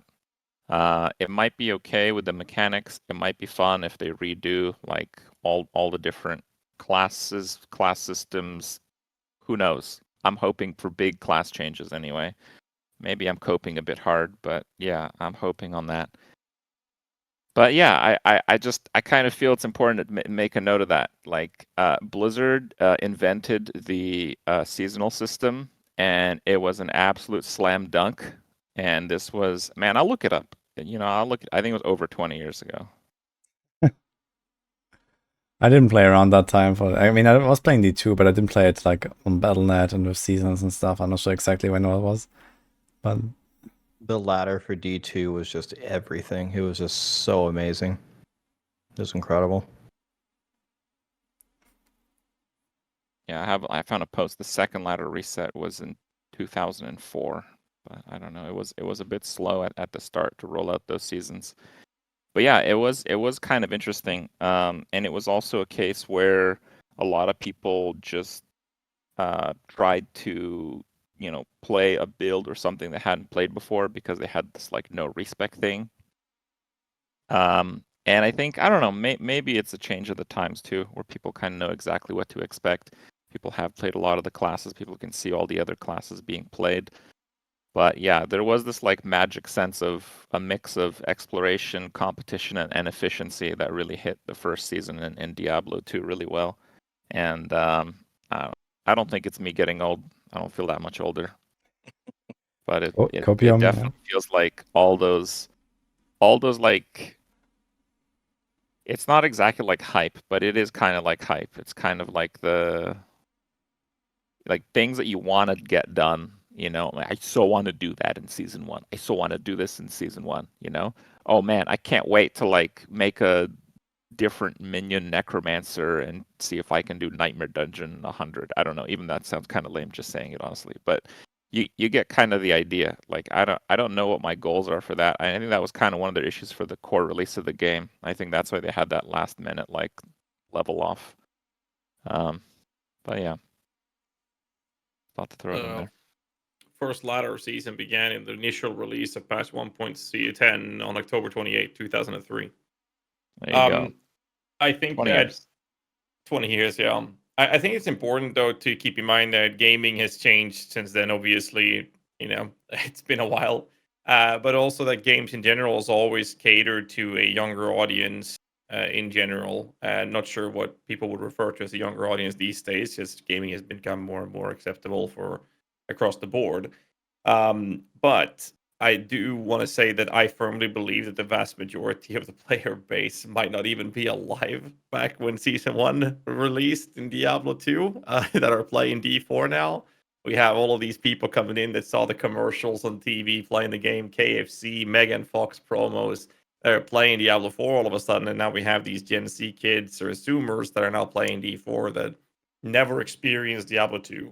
Maybe they did. Maybe they were in their, before they got double digits on the rage, started playing. I don't know, but it's like I think that a lot of people that are playing are never experienced what a lot of us ARPG veterans did, making it very hard to reminiscent about the past in that sense. At the same time, those things were good, and I think that there's a lot to be learned from those. But how would you think? Basically, the question would be, how would you think the best way to incorporate today's standards of gaming to fit the current audience based on that feedback or those things in the past, to fit the current audience? Because I feel like somewhere between what we veterans want and how the gaming industry looks right now with the audience that they have is so different that it makes it very, very hard to pinpoint where the middle ground really is.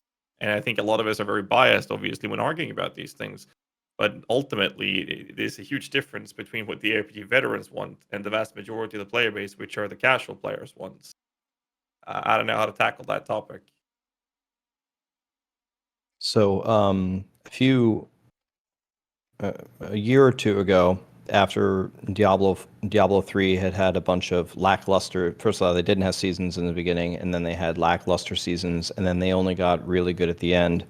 I was curious about that same question. Like, I wanted to know, because maybe my perspective is not what the general audience's is, why do people enjoy a season? So what I did was, I had a question where I had like 5 choices. I can't even remember what they were. Like, which of these, if you could only have one of them, would be the most exciting thing for you in a season? And one of them was like, a seasonal theme that completely changes my character, or I want something that takes a long time to complete, so I'm engaged, I'm working towards something. And I posted it everywhere, and I concatenated the data, and there was an overwhelming answer, at least for the people on the internet, which might not be the casual players. The casual players don't even look anything up. But out of the people who bothered to answer, the overwhelming answer was power increase. I just want to hit harder. I don't care about the race. I don't care about the seasonal theme. As long as I hit harder and my character feels really strong, it was a colossal, overwhelming win. And I was like, that is not what I thought was going to win, and that is not really what I want at all. But I actually did this experiment. At least, I'm only one person, but I got some data, and everyone just wants to be stronger. That's it. So, as funny as it is to say, if my data is to be trusted, which maybe it isn't, as long as these hearts that you put in your ring just make you hit really, really hard, it's gonna be a win, I guess. I'm just gonna say. Go ahead. Yeah, I was just going to say that I'm just gonna discredit you for your lack of scientific methods, and this can absolutely not be true and not be trusted. Copium. I tried. I mean, if it's true, then at least Blizzard is on exactly the right track with season 1. So there's that, I guess. I sent them the data, by the way. I sent it to them. Oh no! This was a long time ago. This was D3. This is your fault, Rax. Why did you do this? That's an aware moment right there. Yeah, I think it's important to keep in mind that we are playing ARPG. It's an RPG. People want to progress their characters, and one of the easiest way to feel like your character is progressing is that it's faster, it's stronger, it's more tanky, all of those features, right? But for that to be true, things need to work. Take minions, for example. Before all, content creators and everyone else has been digging out the information, data mining. It was really hard for us to pinpoint what actually scaled the classes or this specific class, for example. The most people, I guess, I want to say most, but I don't know, but a lot of people, they looked at an item and they saw a green little arrow saying it's an increase in that stat, and they'd be like, "That's better. I'm going to equip it." and that might be significantly worse than what you just had. And then you have the other problem when it comes to minions specifically, for example, where you could have two similar items with different modifiers, but since you had no idea which actually worked and which one didn't work, it was impossible for you to verify if it was an upgrade or not. And that it was so counterintuitive and detrimental to the idea of character progression, because it defeated that character progression feeling entirely. And I think that that is very important, similar to what you said with, adding a heart into your one of your gear, is in a position where if it makes you hit harder, you are definitely going to feel like, I have progressed my character. My character is now stronger because I can see that it's hitting harder. Instead of 1 mil, it's 2 million or 1 billion, as I've been seeing lately. I'm just saying, like, that feeling of character progression is very important, because I feel like my time invested in this game have meant something. I have progressed my character. I feel stronger. It is stronger. I can tell.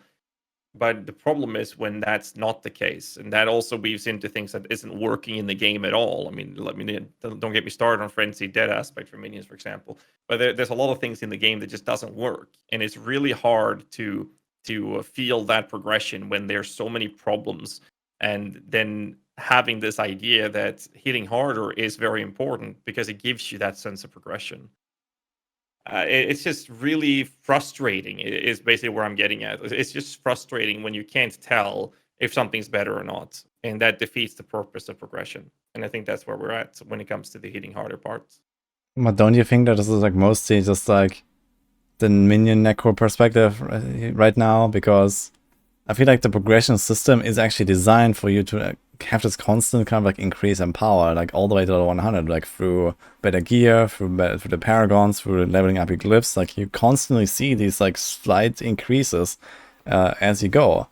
So it's mostly that, yeah, you're talking about, okay, some stuff is broken and bugged, and like, of course this stuff needs to be fixed. But I think it's like a very special scenario here. But what's the difference between level 70 and 71 where you just got 5 more intelligence? You can't tell, and the enemies just scaled up 1 level as well, so you're not feeling stronger. Yeah, but I mean, you enemies also have 4 more higher as points, well. right? And you go to like towards the next glyph, for example. You're like gonna like beef up one of your glyphs that you already have, and you kind of like at least from my perspective, I feel like as I level up, I only get stronger. Like I know that not everyone has the same impression, but at least from my perspective, like I've played Rogue now a lot, and I've played some Barb now, and I felt like it started, mildly slow, and it just always went faster. I always went more powerful. I always had more toughness up until the point where I'm level 100 and stuff actually stops the scale, right? And like the difficulty goes up, but my character power doesn't go up anymore. But So I think. yeah. Sorry, I didn't mean to cut you off. Go ahead. No, I just felt like this is kind of like how the game goes, at least for me. So maybe this is different. Like maybe you can chime in there because you've played other classes and maybe more builds and stuff. So that would be interesting. I don't think it has anything to do with the class, but I think there is a phenomenon happening here for not just you, but there's a phenomenon happening for us that maybe doesn't happen to the casual players.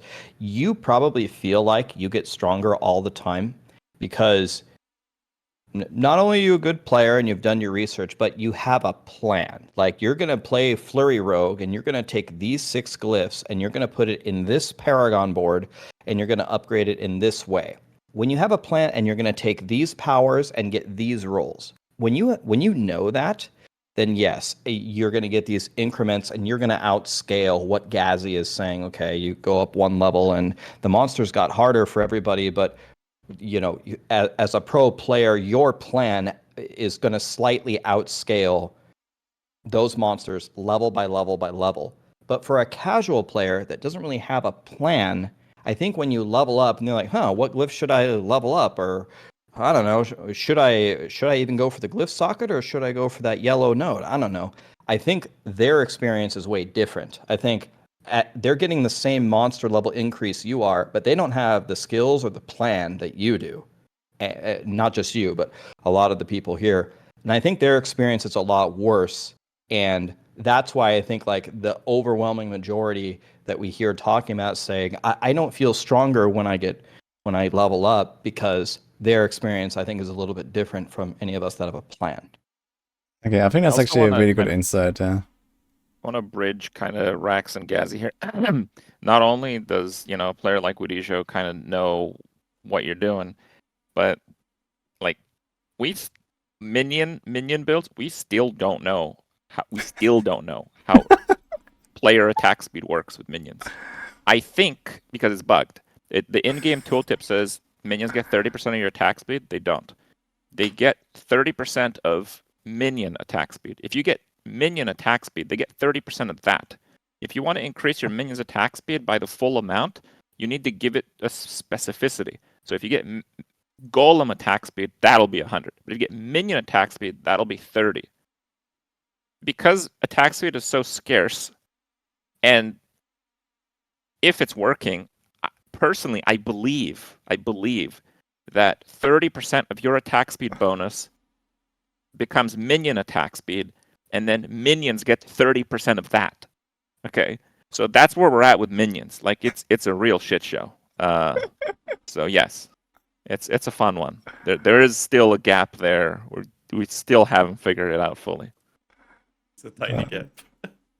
Damn. Oof. I didn't know that actually. If that's true. It's just one problem of a very, very long list.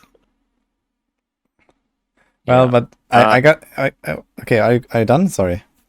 Oh, I just wanted to throw in before we get too off topic, because we're already off topic a little bit on it. But I wanted to kind of throw in what I want out of a new season, Yeah. regardless of what normies want. Normie Andes. You don't want the power? I want them. You want to, like, armor. I want them to take like all the skill trees from all the classes and just throw it in the garbage. Like in a PoE league, I want them to delete all the gems and just give us like 200 new ones. That's what I want. I want to like refigure out the game all over again. That's what I want as a player. And I feel like PoE actually delivers on that sometimes. So I'm still waiting to see if Diablo 4 will pull the trigger on something like that. Sounds expensive. I feel like they're probably not taking these kind of like huge risks, right, in D4, but it would definitely be cool to see. Like maybe this Millennium Heart stuff is kind of like going a bit in that direction with like potentially really enabling like crazy stuff that completely changes how you build your skill tree and stuff like that. So who knows, right? You've only seen like 2 examples or something. But I wanted to get back to that point that Rax made with like the level scaling and, you know, like people making like suboptimal choices, I guess, because they don't have no plan versus me having a plan. I think I can definitely see that like being true. Like, you know, I know what I want to build. I know like how to optimize paragons on the fly, you know, like, yeah, this is probably the reason why I have a different experience from other people. And why people come to my chat and they ask like, hey, how are you doing so much damage? Like I hit like 1/5 of yours, and it's probably exactly that reason, right? Even though I even have like a planner there and I can show people what I do and they can just do the same. But for some reason it still comes down to exactly that situation. And like, how would you change the systems in Diablo 4 to in like a way that is like more casual friendly, so to say, so that you don't level up and feel weaker because maybe you made suboptimal choices, or, you know, you just want to have like a different build that is not necessarily scaling as well as like some of those that I might be playing or something like that. Like, what would be the solution here?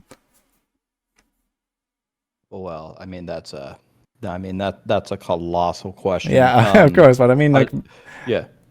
Another thing about it, Woody, is I think you might be underestimating how much you know about the game. For example, like you walking into a nightmare dungeon, what you see in front of you is completely different. Like you even know the affixes. If you see a suppressor, oh, I got to go in the bubble and kill him. Okay, the elite's dead. Oh, that pylon. Okay, I know exactly what to do with that. Oh, the butcher. Oh, I know his mechanics. I mean, yeah, you have so many advantages over the average person. But I think one of the basic ways to help without like some huge game-changing idea is to balance everything better. You're never going to get it perfect. It's impossible. But some of the choices are so bad across, like if you choose to play as Upheaval versus Hoda with the bug Shockwave, it's going to hurt you badly. You know, if you play Bone Spear Necro and you can kill Lilith in 60 seconds, and if you play like a Blood Necro, it's going to be almost impossible to kill her. There's just so many choices across the game that are so uneven that there's many opportunities to go wrong. If they were a lot closer, then someone making these, choosing between choice A and B, when you have to make that choice 10,000 times, leveling from 1 to 100, if it didn't hurt you to pick the wrong door so many times across so many different facets of the game, then it wouldn't be as big of a discrepancy. But there's a lot of philosophical game ways that they could fix that, but I guess they're just going to have to pick one and go with it. But the easiest one for me is balancing. It's just not equal in so many different ways. You don't like a potion healing? Balance between the abilities, though. I don't like potion healing. I'm sorry. What did you say, Ghazzy? No, I was asking if you think that if everything should be equal. Do you think that a Blood Surge or a Bloodlands build should be able to perform at the same level as a Bone Spear? Or you think Hoda versus Whirlwind, do you think that they should all perform equally? Would that be a perfect world? I had a conversation with Joe Pipora on this. I really like him. I think he's got some great ideas. And so my direct answer to you is no, I don't think that they should. And I was talking to Joe about how they make some decisions in Diablo 4, and they said as a team, or I don't want to put words in his mouth, but they don't want to smooth out every edge in Diablo 4. They don't want Blind Burrows giving you 35 million XP and Prison of Chaldeum, which is the worst, now bumped up to exactly 35 million XP. I think that if you smooth out every edge, then the game actually is not fun anymore. There needs to be some advantages, sorcerers do more damage than the other classes, but they have to do a combination to make it happen. They got to teleport in with the Raiment and Frost Nova and then do the Shatter combo. And if they execute that correctly, it's just better than a Whirlwind Barbarian holding right click. But the Whirlwind Barbarian, you don't have to pay attention. You just hold right click, and then minion builds are different. I agree with Joe and the Diablo 4 team. Whether it's skills or items or classes or builds, I would never aim to smooth out every edge. But you also don't want variances that are 3 standard deviations away from the mean, right? You can't have something that kills Uber Lilith in 60 seconds and an F tier build that can't kill a Quill Rat, which is kind of the situation that we're in right now. So I think a lot of their balancing has to do with bugs. If you just take a look at the top builds, they're just really taking advantage of bugs in big ways. I think Bone Spear Necro is maybe even the top DPS without the bug, but the ossified thing is giving them a good 30%er. If you look at the sacrifice bonuses, the Golem crit multi is at least double what it should be. Maybe that's not bugged, but yeah. The problem that I see is I think they haven't really fixed these bugs or made these changes because they already have Season 1 done, and if they change it in live, they have to change it in Season 1. I just hope that's not going to be a reoccurring problem. Are they ever going to be able to change at least bugs in between seasons?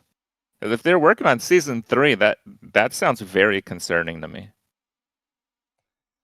Yeah, no, I definitely agree. I also think that a lot of problems with the underperforming builds is either a lack of understanding what scales it, or at least lack of information what scales it, such as minion attack speed that you mentioned earlier, but also a lot of generic bugs that just doesn't work. If they fix those things, it's possible that some of these underperforming archetypes or builds for certain classes would actually be able to perform at a much better rate if those things actually functioned in the game. So I've talked about this in the past as well, and I just feel like if they just start with fixing the rough edges, and when I say rough edges in that sense, I'm referring to the bugs and issues and glitches that just straight up doesn't work in the game. If they fix those things, then we can look at balance issues. Because otherwise, we're going to end up in a position where they might balance fix certain problems, and then later when they fix a bug with something that didn't work, then that build becomes super broken all of a sudden. I just feel like they got to start somewhere. There's so many branches on this tree that needs to be solved, and they got to start with the roots because there's so many things that just straight up doesn't work. And I mean, this is a big game, and they spent a lot of money and time on this game, and it's just odd to me that with the amount of profit that they made, that they can't invest more people into fixing the bugs that just straight up doesn't work. Unless, of course, it's with a shop and everything, because those things get fixed immediately because it makes them money. It makes sense why they would prioritize those things. But still, they can't balance fix stuff if there's issues in the background that just doesn't work the way they should.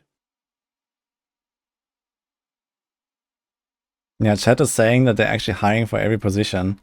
I'm not sure if you saw that. Like Rod actually tweeted that earlier. Like they have like a ton of open positions. So maybe this is why we're not seeing those bug fixes, because they have like, you know, the team working on stuff. And well, I guess it's just like some kind of priority, right? It's like, okay, we have to get this done for the season. We have to get this done for the next season. We have to, and at some point, you're gonna have like, you know, a bit of time left for like bugs backlogs, right? And then you're gonna have to prioritize them. Like, okay, how important is this one? How important is that one? And they probably also like go through the list of bugged builds or bugged aspects or whatever, right? And then they're like, okay, do I? Like, this is like easy to fix. This is like a, you know, like a very popular thing or whatever, right? And yeah, I can imagine that it's like, you know, like 12 billion bug reports, you know, that they have like lined up. And well, you say, yeah, you have to start somewhere, and it will just take a while. But I do hope that, yeah, as Krip said, like they're gonna work on doing them more consistently, at least.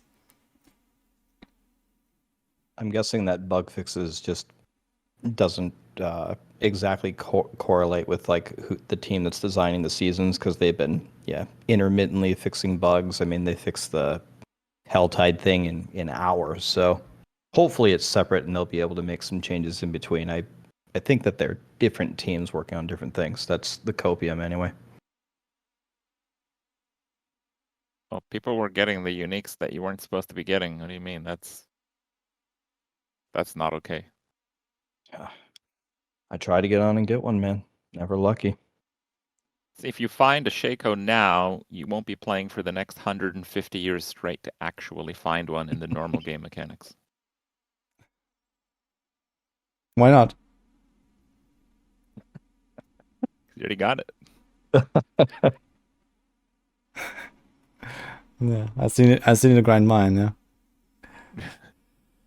I always made that comment, and people are asking me like how rare I thought the uniques were. I'm like, well, take a look at go ahead and open Twitch and go ahead and look at who's streaming. So Asmongold, Kripparrian, Ghazzy, me, Woody, everybody. Take all of them. None of them have one, and no one in their chat has one. Nobody has one. Nobody has one. You got to go to the far depths of Reddit to find some guy in Korea that found one. So who maybe found one, which may be fake. Yeah. Yeah. Blizzard had to confirm it because no one believed it. So I would say, like, if they had to make a mistake on it, if they had to make them too common or too rare, I would have voted for them to make it too rare. But I think this is like climbing Mount Everest and winning the lottery and getting struck by lightning at the same time. That might be a little bit excessive. Yeah, I'm pretty sure they're gonna like tune these drop rates at some point. Like maybe not now, but I imagine that maybe like, you know, at some point they're gonna like just like slowly increase them without really telling anyone, and then like people are gonna be like, oh, I found a shako, you know, suddenly. So I mean, like PoE does it all the time, right? They just like fine tune stuff behind the scenes, and no one ever really knows like what are the exact drop rates and whatever. I think so. I'm pretty sure this might be similar here, where this is like, you know, they don't even put it in patch notes. It's just like, okay, now it's like drops more, and good luck. Or maybe not.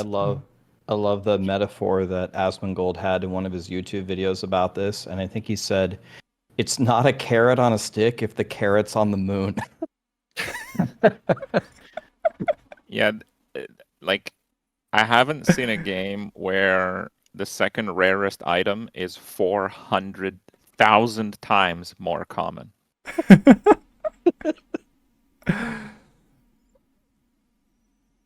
I wonder where that came from.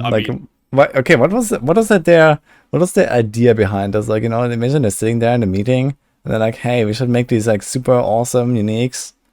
Let's make them really powerful. It's shareholder stats. It's like, well, you see, we have these studies that we've done where people typically play until they find the best gear.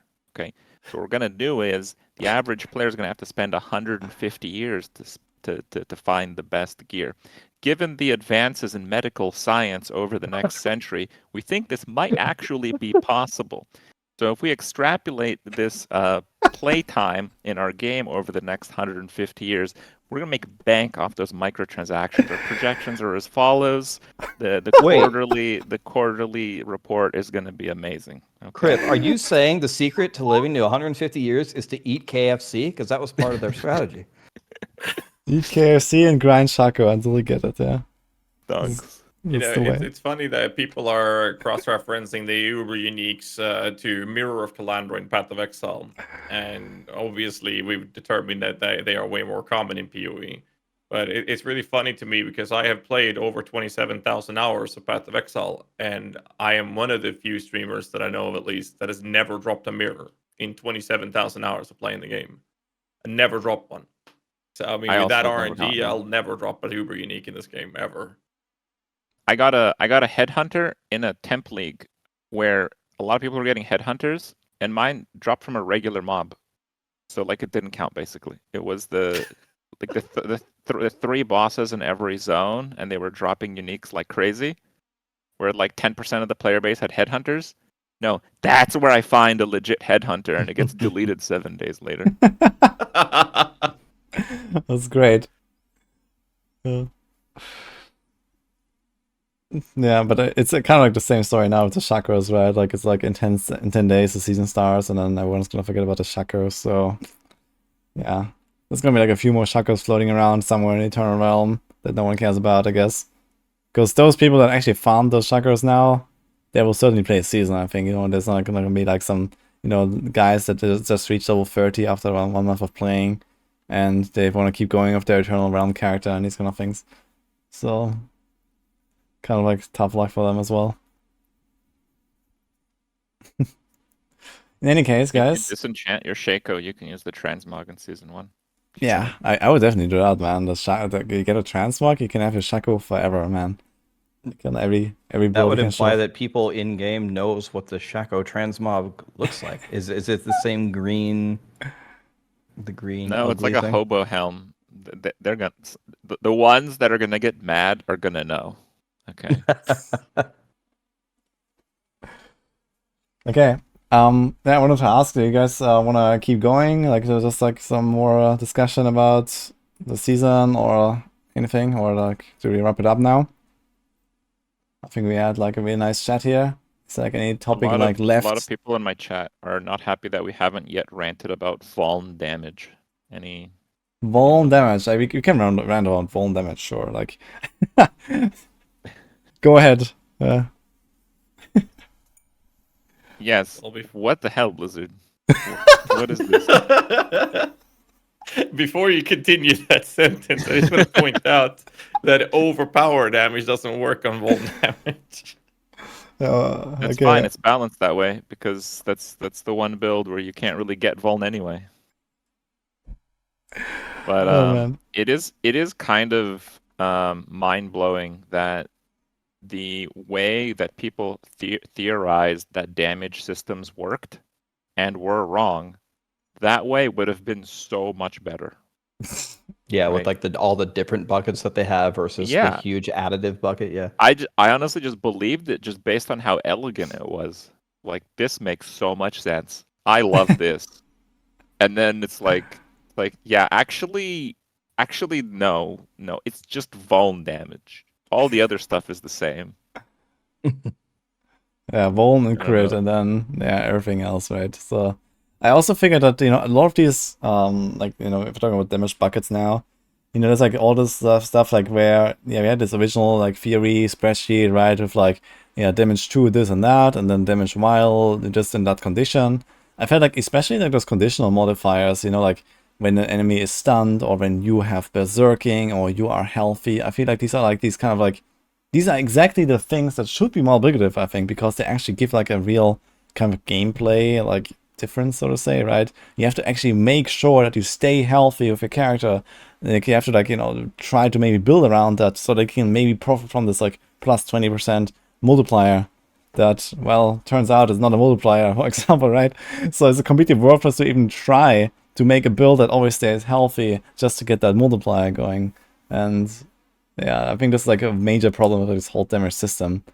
That it's just like everything is like in one bucket, and the numbers are generally close enough to the point where you just like stake like a universal stat, right? Core skill damage or close damage or whatever, right? And this is like basically always the choice over something like that is like super conditional, like berserking, or I don't know, like, you know, against injured enemies, or, you know, these kind of things.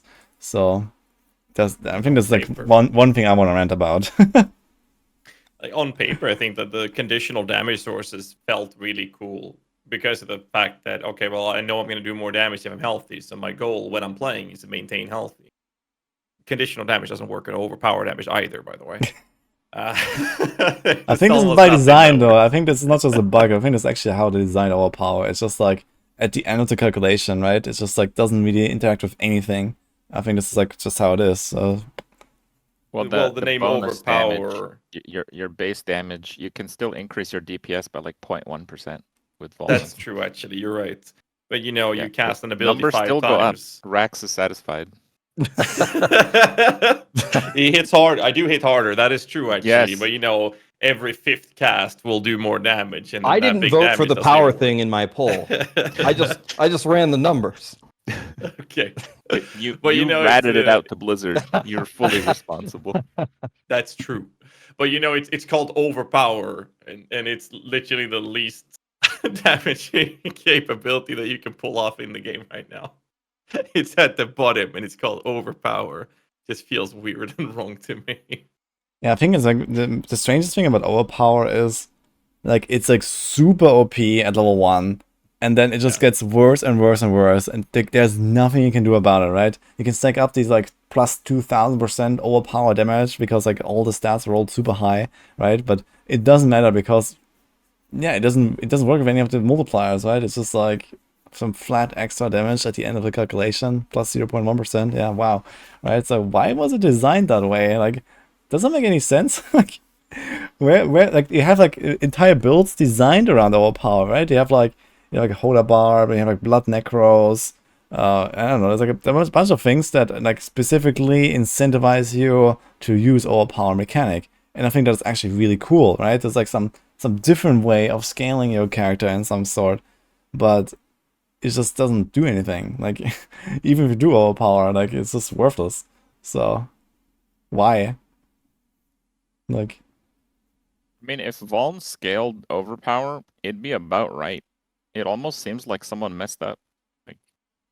Like overpower builds do like about a quarter the damage of similar necro builds, right? I mean, they can top out about 1 million, and Bone Spear tops out well, a little higher than that, but mostly from the splinters.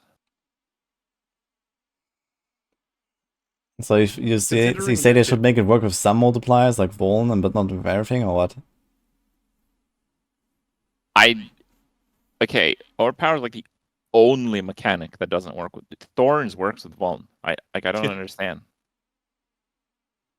And then again, there's also, it's not an easy way to, like, Necromancer has the easiest way to apply Voln through Bone Spear, but a blood build or an overpower build does not have an easy time to apply it. We'd use Corpse Tendril, essentially, or a Bone Prison. Those are our 2 options to consistently or reliably apply it outside of the Iron Golem. Those are the 3 options you have as a blood golem or blood build to apply Voln. It would make sense to let us apply it and actually utilize it. So, like, I don't know, looking at it high level, I think, like, kind of the consensus here is that this is absolutely not a perfect system. I think one of the only advantages to it, and this doesn't make it worthwhile at all, is it's a pretty simple system to explain to people. Oh, you have a big additive damage bucket, you take Voln crit, and you never pick up overpower. So that's about the only thing that it has going for it. I would hope, and I would expect that when they were coming up with something as fundamental as how is damage calculated in this game, it's literally the entire point of this game is to do damage and kill monsters. They would have put a lot of thought and effort into it about how they wanted the game to come out. So I would imagine if they're going to consider any major changes in how damage is calculated, that would be like a pretty major change.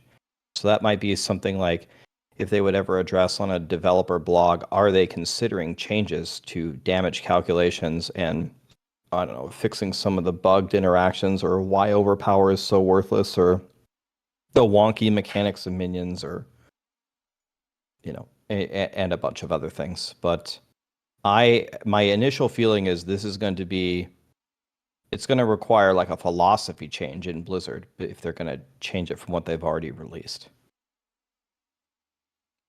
Could be something for an expansion as well. Like, I don't think it would be like unheard of to like, you know, completely change the damage calculation, or at least like some of those, like, you know, overpower Vuln or something, like in maybe a first expansion, right? Where they like do like a big overhaul, and it's like the moment where I can like really break up this like, you know, system and change like a lot of different little details, right? Like, you have to change the glyphs, you have to change the paragon nodes, you have to change like the stat rolls, you have to change like passives on certain classes, like that interact with all these things, right? And that might be the moment to like see like, hey, okay, this didn't work out at all and from launch until now, so we can't really just band-aid fix it. We have to like, you know, pull it out and just like redesign it or something. So, and then it could really open up, like they have the tools available, right? They have the tools with like, you know, Vuln, with overpower, with crit. There are like different ways of scaling your damage, and it's fine that not every build uses all of those ways to scale damage, right? So it would be totally fine if there was like builds that have vulnerable and builds that do not have vulnerable, and builds that have overpower and builds that do not have overpower, right? And this would be like very interesting, actually, I believe. Sorry, Well, yeah. so But I want to say something. that's pretty far from where we're at, right? Yeah, exactly. It's far away from reality right now, but I think that I don't long even think term there there's a should be. build that's considered good that doesn't even use crit. Yeah, Is there a non-crit build that is considered good? yeah. I don't know if like a dot build exists. I guess. I mean, that's They're incinerate. I like guess. okay, like for farming and stuff, same level content. There's some decent ones. I think that with the lack of gear, the Exploding Shadow Mist or Infinity Mist does very well without crit. But once you get better gear, you want to go over the crit variants. But it does Yeah, work. because the Even proc tier does the 100. crit. You know, like you only Yeah. do dots, but the dots every 10th tick crits, and it's still worth it to scale crit. Like, Yep. It's also. What I find really sorry. Now keep going. What I find really interesting is that if I worked at Blizzard and I would, you know, be talking to the devs and whatnot, I would obviously be very, very biased towards whatever that I would want in the game.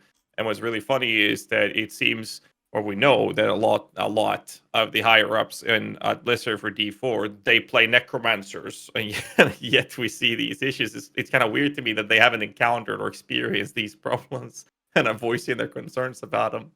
It's just weird to me. But I'm pretty sure they have, and I guess most of the bugs that you are also talking about earlier, they are probably somewhere, you know, listed, like, you know, bug report 27,317, and it's like somewhere there probably, right? But yeah, who knows? It's probably just like such a long backlog of stuff that they need to fix, right? It's like, you know, massive new release, and they have only limited resources, so this is how it is. I was going to say, like, one thing about the crit stuff that we just talked about with dot builds. Yeah, I think, like, both the Vuln and the crits, yeah, are probably, like, just way too necessary, right? And this is, like, a game where, like, dot builds are just, like, it doesn't work with crits, so they're, like, all kind of, like, by default, kind of weaker. And you don't really have, like, extra ways of scaling that damage, right? At least not in such a powerful way that would, change the balance like in their favor in some way, right? I guess the Saw comes close to that with like the Burning Instinct board that actually gives you like, well, again, you scale crit to deal more damage, right? So it actually interacts with like crit damage in some way as well. But yeah, I feel like that, for example, on Rogue there is like potential. I haven't tried it yet, but I have an idea for like a poison trap build that is like a dot build, and even there you have a lot of synergies that go with these traps that just give you a crit chance, crit damage, and like, how can I make this poison trap actually deal enough damage on its own? You know, how can I make like a poison trap build, like a dot build? Like, yeah, it seems like a lot of these things are just like on purpose, like not designed in such a way that it can play something that is not crit. And that is definitely very sad. One of the best ways that I've found in the past to like communicate a problem to Blizzard where, you know, they will actually listen, like their ears perk up, they're like, oh, wait a minute, is when they tell you how they want the game to be, and then you tell them what you said that you wanted didn't happen. So I'm not saying it's like a complete catastrophe here, but what Blizzard has reiterated to us many, many times is Diablo 4 is a game of choice. Well, you can play, the idea is you can play whatever class you want, you can play whatever build you want, you can go in many different ways and succeed. Well, I guess it depends on how you define success, but a lot of the systems are actually extremely limiting. Like, I don't feel free to choose too much if I want to, you know, be successful. You know, I have to stack crit and vulnerability almost always. There aren't really that many choices, and you know, enough. You know, like for defense, I need to stack armor. That is my choice. I mean, and then well, if I want to play a necro, I could play a bone spear build or something that is way, way worse. That, how much of a choice is that? I don't feel, they said that Diablo 4 was the game of choices. I do not feel 1 month into Diablo 4's release that I'm making very many choices when I play the game. I think that the game initially gives you a very limited box to work with, right? And I think that's very good for casual players. They have the skill twig, it's very streamlined, it's casualized, all of those aspects to it. And it only starts to give you options of tweaking and optimizing your character when you enter the Paragon board, which is more advanced than people give it credit to. And I think that's a good thing. That perks the interest for the more veteran players.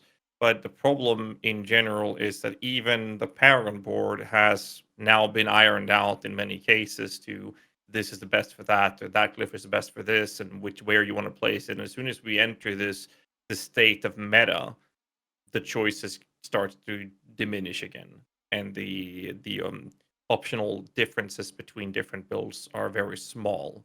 Where it's like you choose to get some life or you choose to get some armor versus a little bit more damage to become that glass cannon, and you're basically choosing whether or not you're playing hardcore or softcore will dictate those decisions, and that's the only options you have left. And they're the decision making that you're making, the choices that you have are basically going away. I like the, like Crip talked about that a few times earlier as well, with exploring and finding out and learning the game. That part has been the most enjoyable part for me with D4 so far. Like actually diving into it and figuring out the meta, if you will. And once that's been figured out, the choices are less and less optional. Now you're locked in. And I think that has more to do with the desire of optimizing your gameplay, which I don't think the vast majority of the player base would do. They would not, maybe not all follow build guides. I know a lot of people do, but it ends up with people doing trial and error, and that's where you have a lot of options and choices. Yeah, I actually agree with that, I gotta say. There was actually an interesting comment earlier in chat about, you know, that people like us, you know, we create content, we create the meta, and people follow it. And then this is also like kind of like, I think this went back to the Crip's comment earlier about Diablo 2 and, you know, trying to figure out what to do with their build and, you know, these kind of things, right? So where it was kind of like this roasting the classes a little bit that people were referring to. That it was like the good old times versus now where like just gaming is different and we have content creators and we have, you know, websites and we have guides and all that stuff. But honestly, as someone who likes to make builds, like, you know, I just like start a fresh character and I have an idea of what I want to do, but I don't go to like, you know, I don't follow like my own guide or something necessarily. Like I just like make something new, you know, like every time I play like a new character, I make something new. And I also like with my Barb now, for example, talking about choices. Like everyone keeps trashing like Upheaval is so terrible, don't play that. You know, everyone plays Hoda and Whirlwind, and this is like literally it. And it sounds like Barbarian cannot be played with anything else. But then I don't know, I was like, hey, Upheaval looks cool, I'm gonna play Upheaval. And then I did a Walking Arsenal build with Iron Maelstrom because I like the ultimate, and well, I'm blasting and I'm having fun with this. Even though it may not be as good as Hoda, I feel like I'm probably like at least pretty close to it. Like, it doesn't really seem like it's so black and white all the time with like the balancing, as people also make it out to be. I think that there's like a lot of like, oh, this is trash, even though it's not really trash, it's just not as good as something that is a bit better. And I think this is also like a lot of like what people like don't see necessarily, that there are different builds you can play besides the stuff that they see on every single stream and every single guide, and people are just not playing them. And this might just be like a personal like choice of like either you don't experiment enough. I mean, I'm not saying that, you know, every single build that you can think of is potentially good. I'm just saying that there are definitely at least like unexplored niches probably, and things you can do to make it work. And I feel like that people are maybe not like giving some things enough credit, for example, and like are not experimenting enough, and then just like, you know, trashing a class, trashing the meta, even though that's not really so true. So there's maybe just like, you know, lack of knowledge and lack of like willingness to experiment maybe as well on a lot of sides. I think that leads to people like look at the shred stuff now, right? Everyone is trashing shred Druid, and okay, it's like based on a bug now that they're doing billions of damage. It's always based on a bug, but you know, shred Druid was there all along, right? And nothing has really changed, and now suddenly it's like popping off because people like started playing it and they find something new. And I guess it's also like part of the discovery that we still haven't completed, so to say.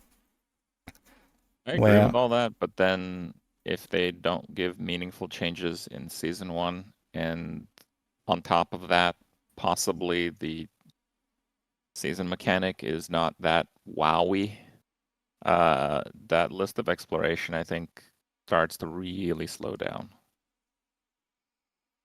Like, I think that is something, like, I really do think the make or break of Season 1 and possibly the future of D4 will be how significant the class changes will be. Yeah, and I think another thing that prevents people from exploring, I mean, one of them doesn't really apply to most people, and I understand this, but if you're in like the different testing phases, you can see the evolution of these skills. And Upheaval went from greatest build in Diablo 4 by far to a shrivel pale shadow of what it used to be.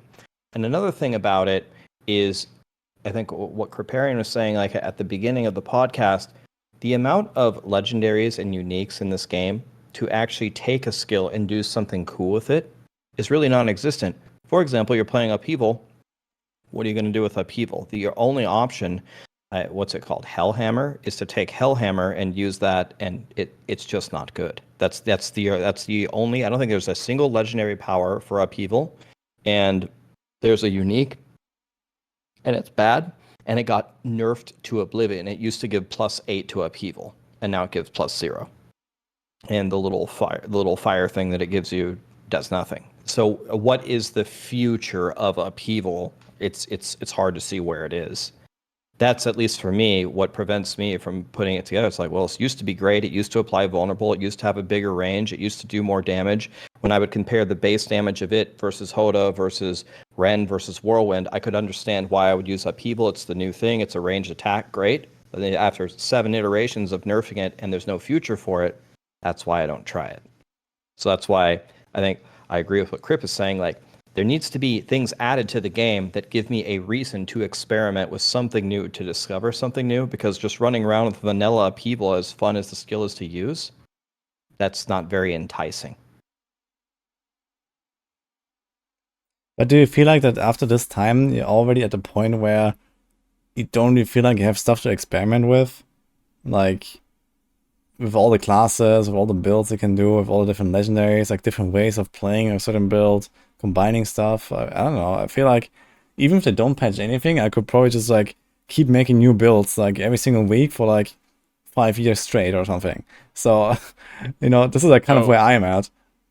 I think I gotta explain this difference here. So Wudijo's playing hardcore, Rax is playing softcore. Rax's definition of a good build is something that can do like post 90 nightmare sigils. Wudijo's definition of a good build is something that clears +3 level content quickly. And those are Well, going to be it's- different builds. Like Well, of Minions course, is I mean, awesome. pushing I'm and playing farming and Minions leveling is hardcore, different, of +3 course. levels. Minions is great. But the thing But is that like- we were talking about this earlier, right? With like, you know, the majority of players have not reached level 100 and maybe never reach level 100 in like the next like 10 seasons or something, right? So for the majority of players, they will actually do something that I do a lot, like leveling. You know, I leveled a lot of characters, and well, what you do in leveling is you make a good farming build to go faster than 100. And for that, like a lot of things just work. That's the thing, like not everything needs to push to like tier 100. Like I also started pushing now to tier 100, and of course you have to make like very specific setups for that because of how the game is scaled at a high end. But I feel like for like just like general gameplay, there's like thousands of things you can do really. And yeah, I just think that it's like not the lack of options really that is like the problem right now. Even if stuff is bugged and too underpowered and all that stuff, even, you know, you can actually play like maybe a build that you really like, just even if it's like not as good as like the top meta build, and still have a good time, I feel. I think we all have to determine where is the majority of the players actually playing and looking to have a good time. Because anything above 3 levels above your character level is aspirational in the current state of the game. Anything above that is literally just aspirational, self-imposed challenges. And where does that cap out? Tier 49, 50 or something like that is where you get 103 monsters around level 50. It's plus 54, yeah, 49. Yeah, so 49 is where you need to go to have the optimal leveling to 100. And that's for a level 99 character. So you're actually more optimized running a lot lower than that, the lower level you are, right?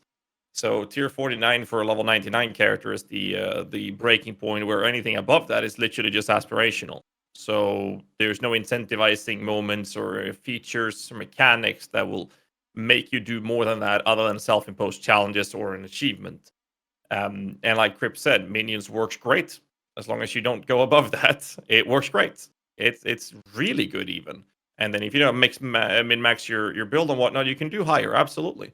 And even blood builds, overpower builds that are lackluster for a variety of reasons, they are able to perform at 3 levels above your character. That is where the content's at. And is that a good design? I don't think I agree with that, but we have to keep in mind that when we're talking about enjoyable gameplay and whatnot, we have to also limit or set the boundaries of what kind of gameplay are we talking about. Are we talking about aspirational self-imposed challenges, or are we talking about the highest content that you should be playing, which is then 3 levels above you? Yeah, so to go back to Woody's point, if I'm re-saying what he said there are so many combinations in the game right now that I could re-level new characters and come up with different ways to play the game that's very engaging. I definitely think there's certainly a portion of the audience that feels that way. The whole theory crafting, trying something new. There's people that specifically want to play off-meta stuff, and that's how the game is enjoyable for them. Of course, there's a lot of people that just want to blast the meta thing, and a lot of the people that I think consume our content are, I don't think the majority of people are like the ultimate world #1 blasters. A lot of people want some guidance on, okay, they're a soccer mom or they work all the time and they want to play the game and they want to succeed and they want to know, what can I do to succeed? And the whole idea of having fun to them in making another character, and trying a bunch of different things that may not work out. I don't think that that's their definition of a lot of people's fun. So I understand there is a subset of people that wants to make a million new characters and try every single build in the game, but a lot of people just want the info on how can I succeed in this game, and that's where like the cherry picking of a couple of meta builds, especially when they're way better than the other ones, comes from, and that's why people think the content dries up so fast.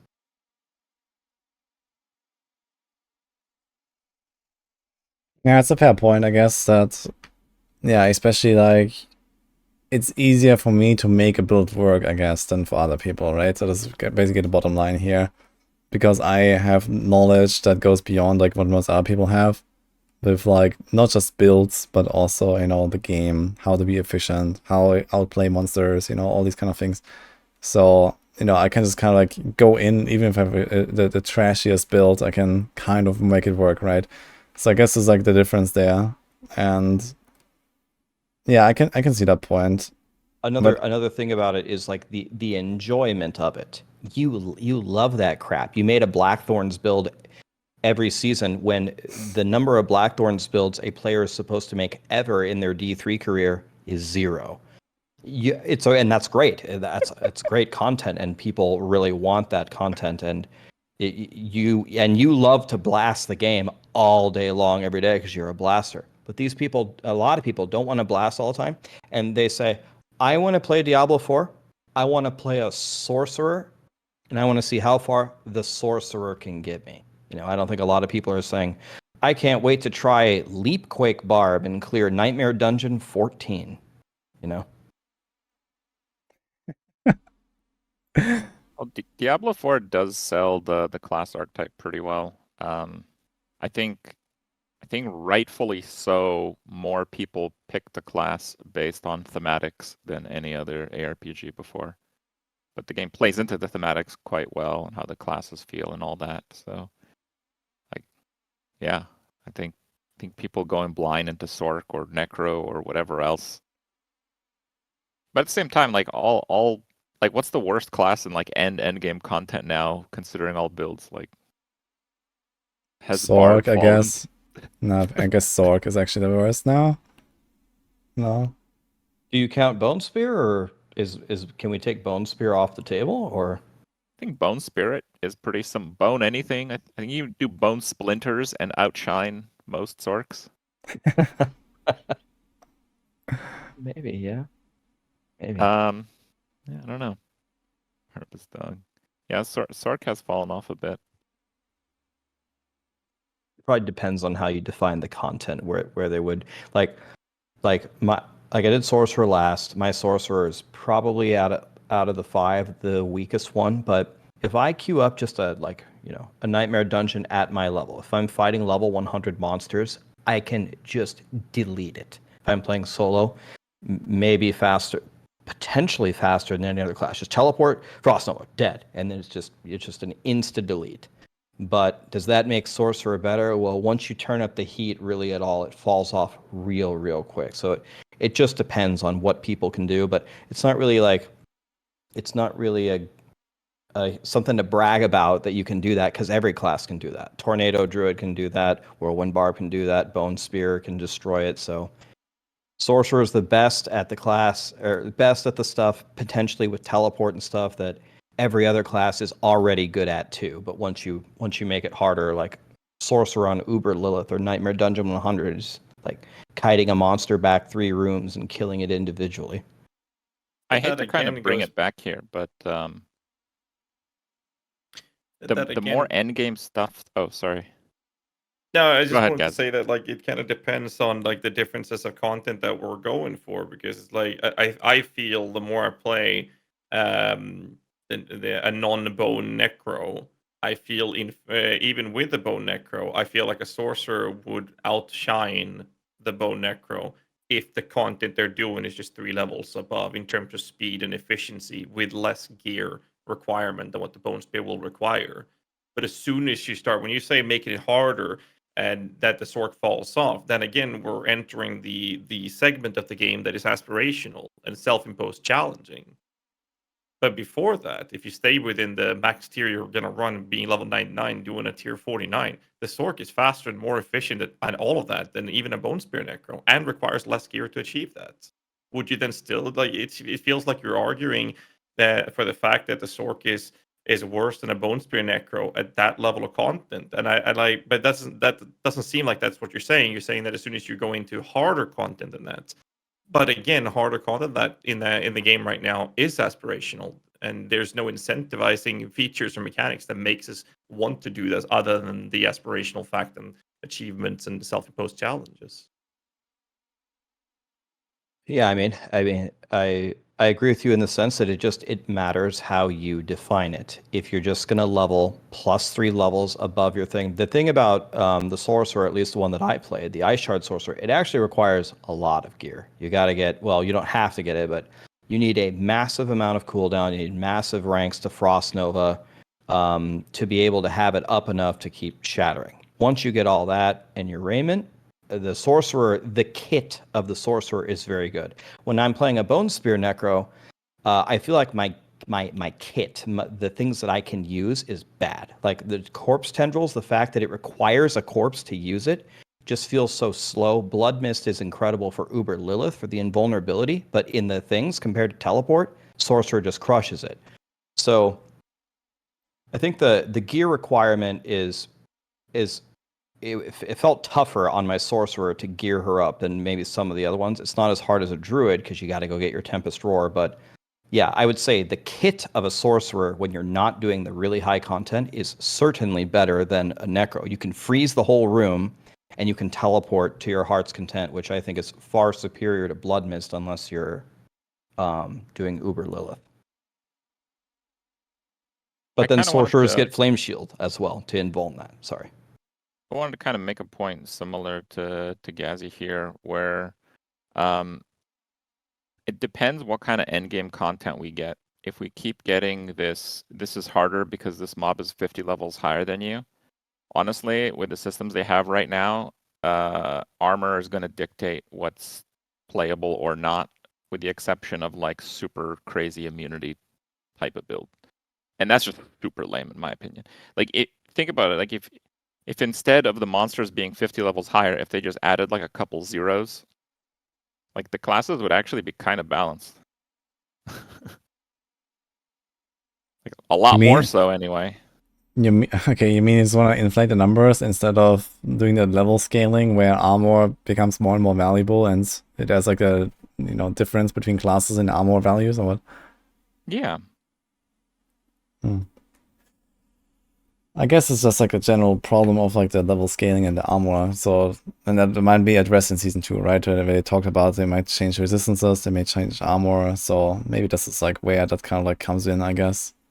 And I think that no one realistically would enjoy. I mean, okay, not saying no one, but I think we definitely generally don't want to repeat the power creep of D3, right? With just like more zeros, because this is just like awful, in my opinion. With just like trillions of damage and all that stuff. Like, I'm not sure if like people really enjoyed that. I mean, some people like big number, green arrow go up and stuff. But yeah, personally at least, I would not like to see that. Even if the scaling is like a bit off, and they could like maybe think about like adding extra like tiers of Nightmare Dungeons, for example, where there's like a qualitative difference, basically, like a bit like how Sacred to Ancestral Sigils, you have like fewer revives, you have an extra affix. Maybe why don't you just add an extra affix, like a special new type of affixes, for example, at tier 50, and then another one at tier 80 or something, and have like way lower scaling of monsters in between. So that could be way more interesting. I don't think people want more affixes on their Nightmare Sigils, though. Like, sorry, we had like 2 people now. What? Yeah, Krip goes first. Okay, I was just saying, I don't think people want more affixes on their Nightmare Sigils. Yeah, okay. I mean, it's just an idea, right? It's just like missiles that put daze zones. Yeah, it doesn't have to be.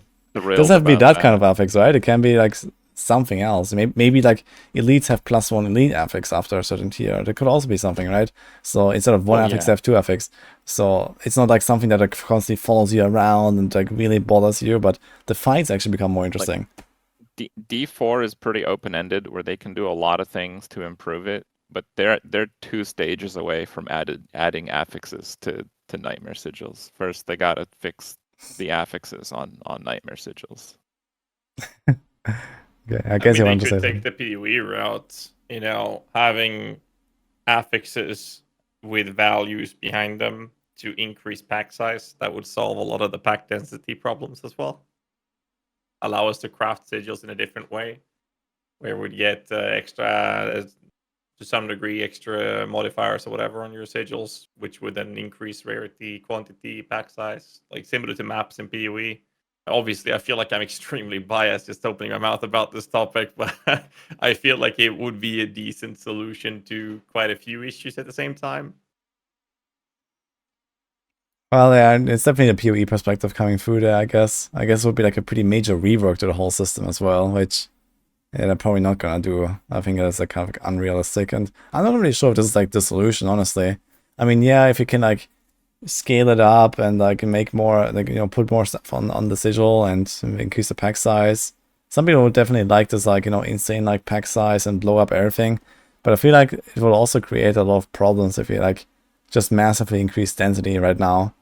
And it also like kind of like leaves less room, for example, for the seasonal mechanics to come in. Like, you know, we're already gonna have more density because of the seasonal mechanics. Okay, so it's like an extra elite here and there. It's not like crazy, but there might be other season mechanics at some point, right? That like just like come in and like spawn a bunch of monsters from the portal or whatever, right? So who knows what they can do. And some of them will eventually roll over into a core game, and you're gonna have higher density by default, I guess, over time. So there's that, I think. Yeah. So for me personally, like we're talking about like how exactly should we scale it up and how should we make it more interesting? For me, you know, whatever solution they want to come up with with these problems is fine with me pretty much. But here's the reason why I'm not having as much fun in Diablo 4's endgame compared to any of the other games. What I did in Diablo 2 when I start to get powerful is I'm starting to farm runes to make an enigma, and I'm trying to get 99 on the ladder. Like I can tell you, it's like Kripp was talking about earlier. I have two specific goals that are tough to do that I'm chasing. In Diablo 3, I'm trying to climb the Greater Rift leaderboards. Now, Diablo 3 didn't really have much of an end game really at all, but that was what I was working toward. Perfect gear so I can climb the Greater Rift leaderboards, and I can spend all season trying to do it. It's not an easy thing to do. I haven't played Path of Exile nearly as much as you three. I played like my first league like 6 months ago, but I had a lot of fun going through, oh, I got to find this map. I got to do like the full atlas and this. Oh, and there's 4 bosses. Oh, and then there's 4 Uber versions of those bosses later. There's just like so much things to do. It made me have fun. Here, 100, especially with the XP changes, is very, very easy. And now with all the bugs, Uber Lilith was certainly a challenge in the beginning. I had a lot of fun with that. And then even the Nightmare Dungeon 100, I'm just like, okay, the monsters one-shot me. I can kite them back and clear it, but okay. All the classes can do it now with these like bug builds. I'm very, very lost. What I want is a reason to play the end game, to actually engage with the end game. I just don't have that. So that to me is way more important than how do you scale? Are you going to add affixes or not? This or that? Just give me something to do that's enjoyable, and I can see it in the other games. I just don't know what I'm supposed to do in Diablo 4. So I just started leveling a bunch of classes. I just don't know what to do. That's the game. You got it. Oh, I'm doing it right then. You're doing it. Living the dream. Feel kind of bad having 4 necromancers, 3 being level 100 now. Maybe I should play another class. I just need a system.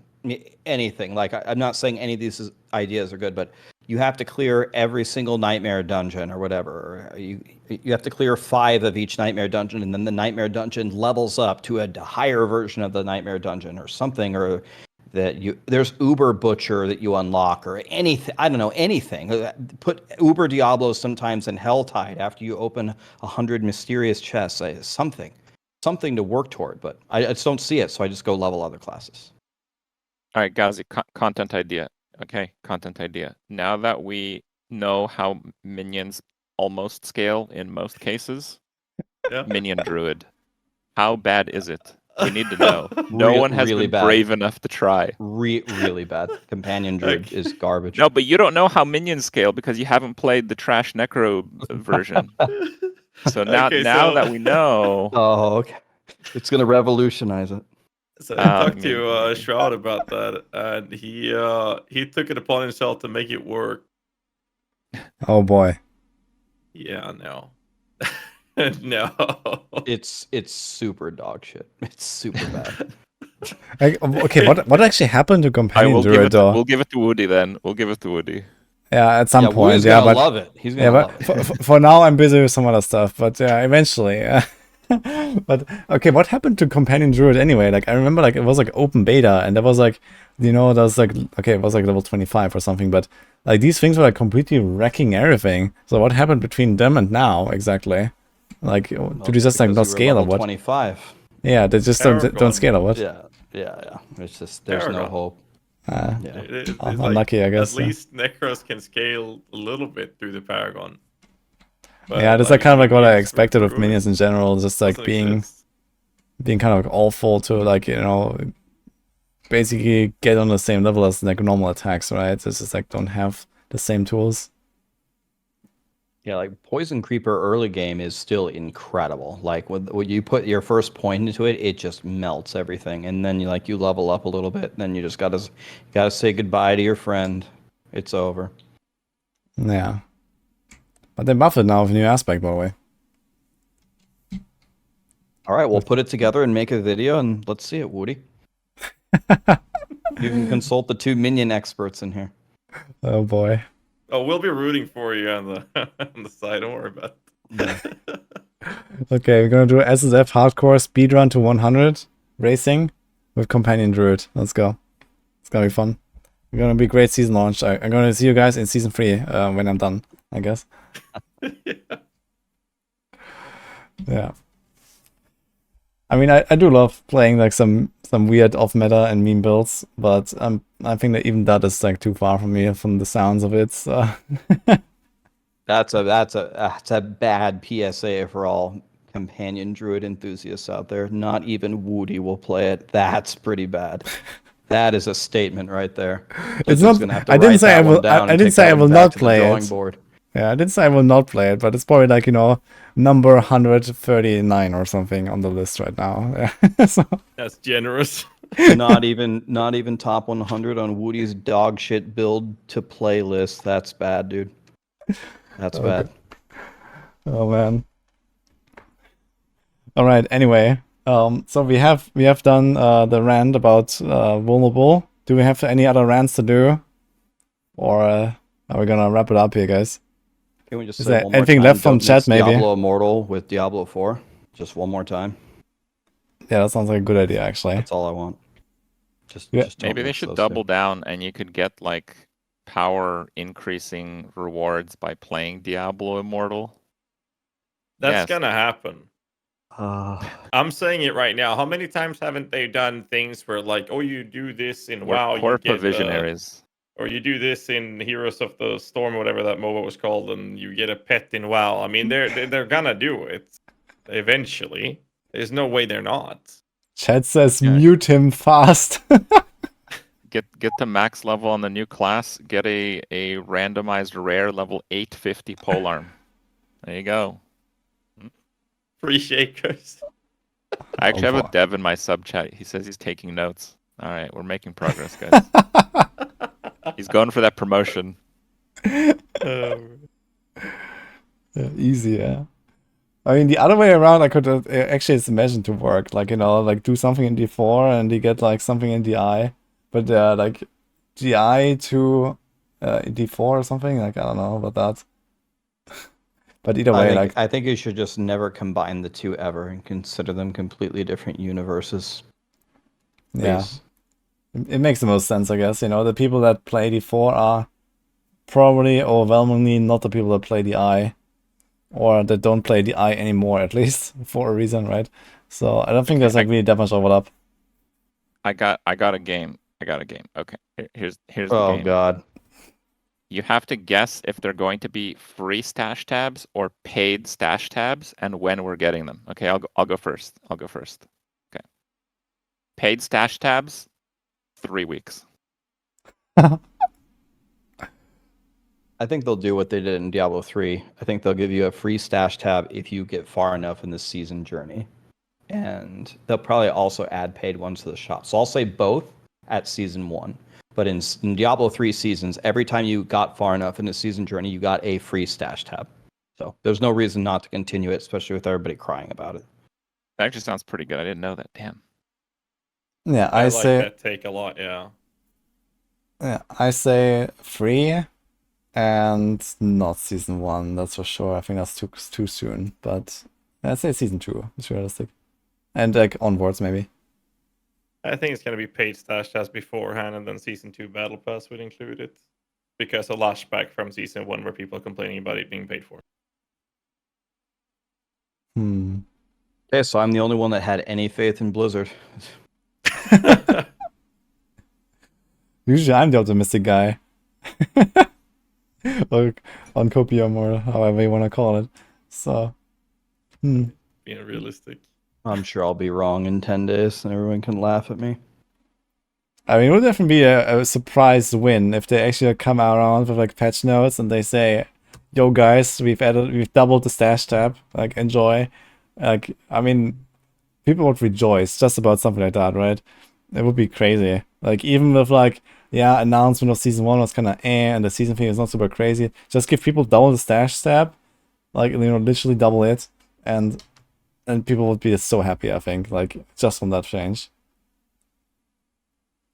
I could really see that being like a massive win. I mean, I'll take it. I hope they're listening. Sneak it in there. Best Get it in season there. now, should say.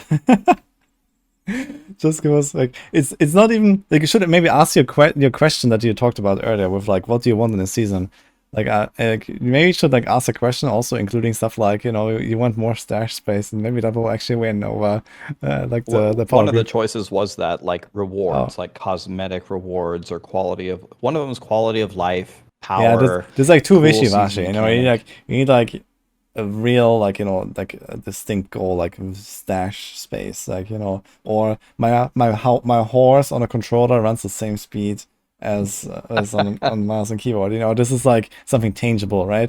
So Horse like, default speed always set to maximum regardless of where your mouse is. That'd be the Yeah. dream. yeah, people And not have it sprain an ankle as soon as it stumbles upon a pebble. That would be great. Yeah.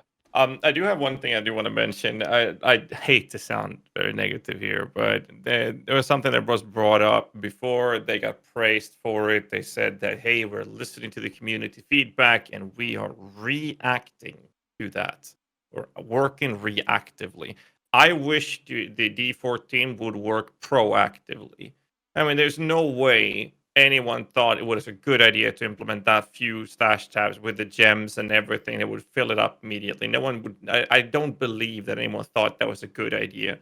And a proactive work would have solved a lot of quality of life issues and also bugs. It just pisses me off so much that they are being praised for working reactively, which they should, but there's so many things that should have been dealt with proactively. And a company that size should be more careful with working proactively. That's just my take on that.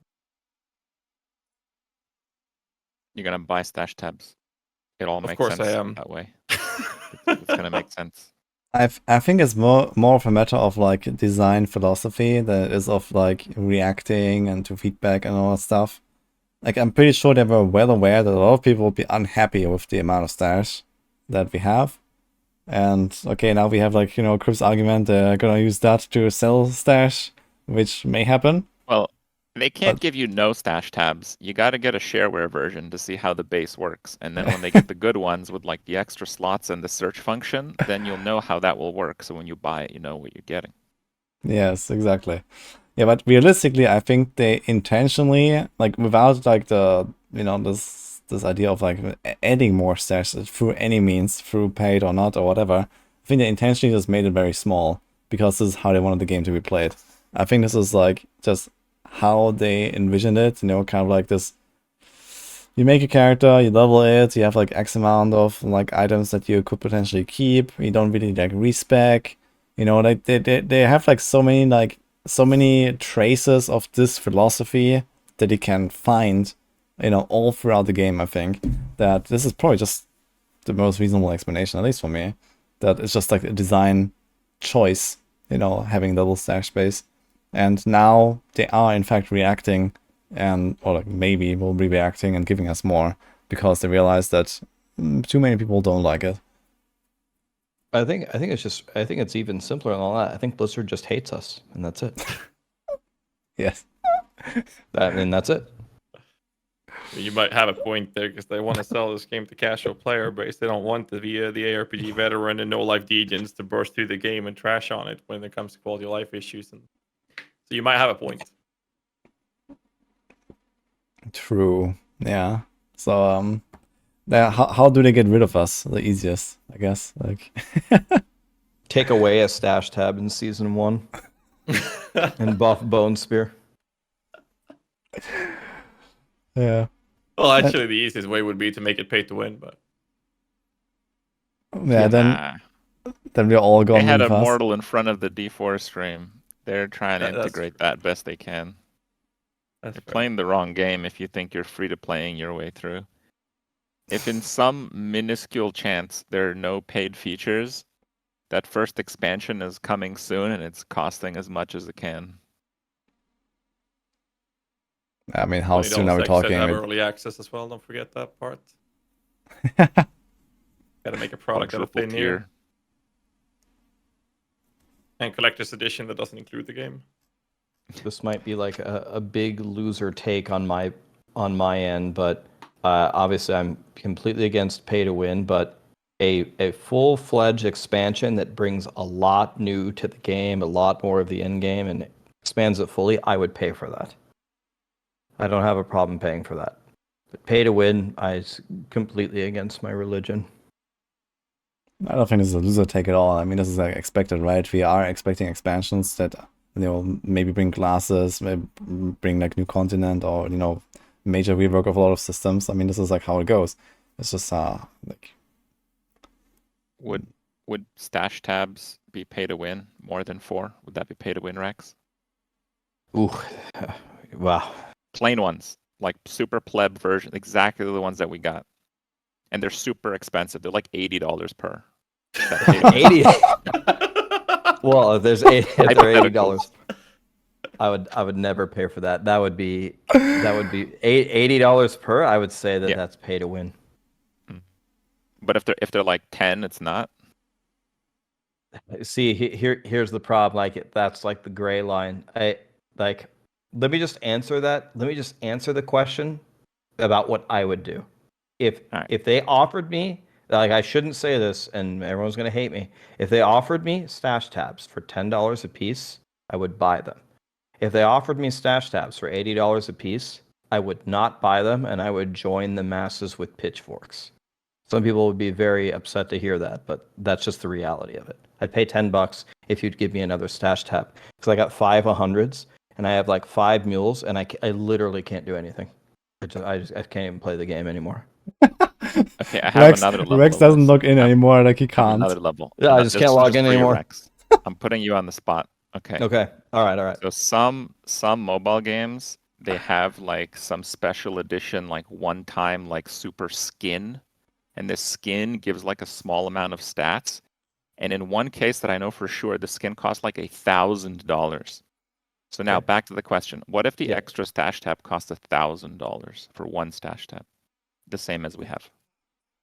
I wouldn't even pay 80, so I'm not gonna buy the Right, one right. for But is 1,000. that pay to win? Is it because it's gonna be like not that many people? Yeah, you paid for an advantage. That's pay to win. Yeah. Yes. Okay.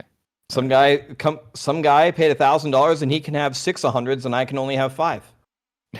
That's pay to win. Yeah, I think it comes also a bit down to like what are you actually winning, right? Like an extra stash tab technically doesn't give you an advantage in the current game right now because there is no leaderboard, there is no competition or something like that, besides like maybe like unofficial race to 100 or something. So, but I'm obviously on like a very anti-pay to win front, like, like I hate all that stuff. But I think it kind of like comes down to like, does it actually make a difference? Like, okay, like it's a quality of life, but would one stash tab extra, would that actually matter in like any kind of competitive sense? Probably. Yeah, but where? I don't know, my Necro is level 81 and I don't have any other characters on hardcore, and I wish I had another stash tab. Yeah, I mean, I do wish to have more stash tab. I would also pay for extra stash tab. So it's not about that. And I do agree that it does give some advantage because you can like save more items. You know, you can like more freely just like throw stuff into your stash and sort it out later. That obviously gives you like a speed advantage and leveling. So there are advantages, and there is clearly pay to win involved in stash tabs.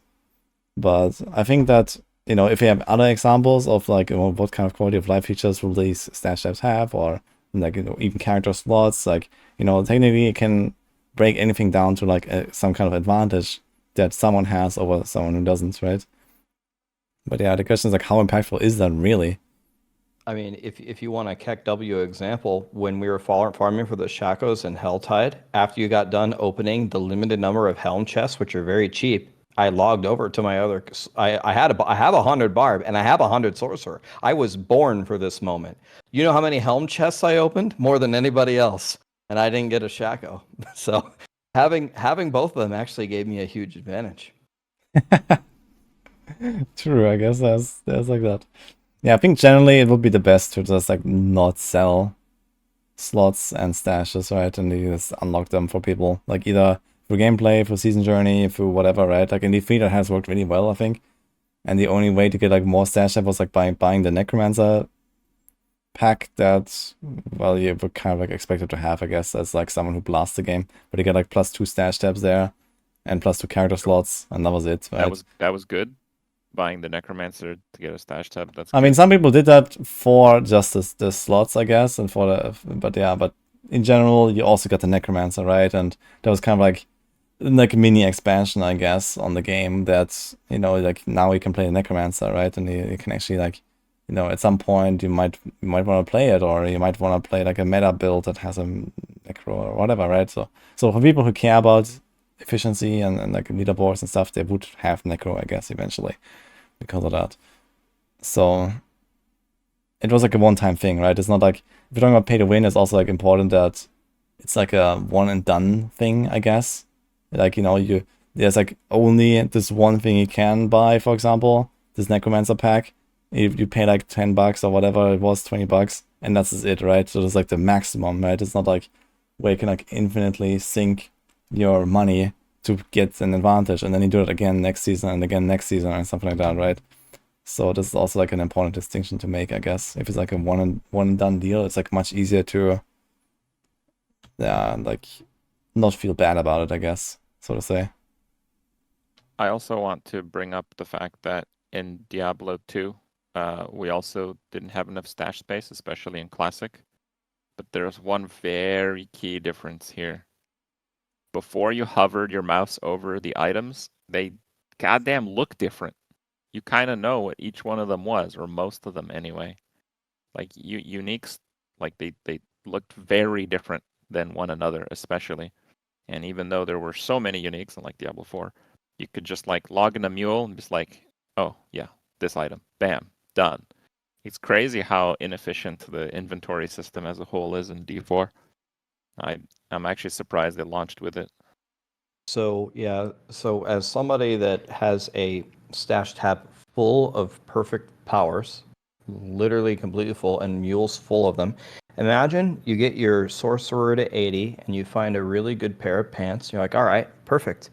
Then you go to your stash tab and you sort, and let's say you have maximum knowledge, like you know like what pieces of armor disobedience can roll on.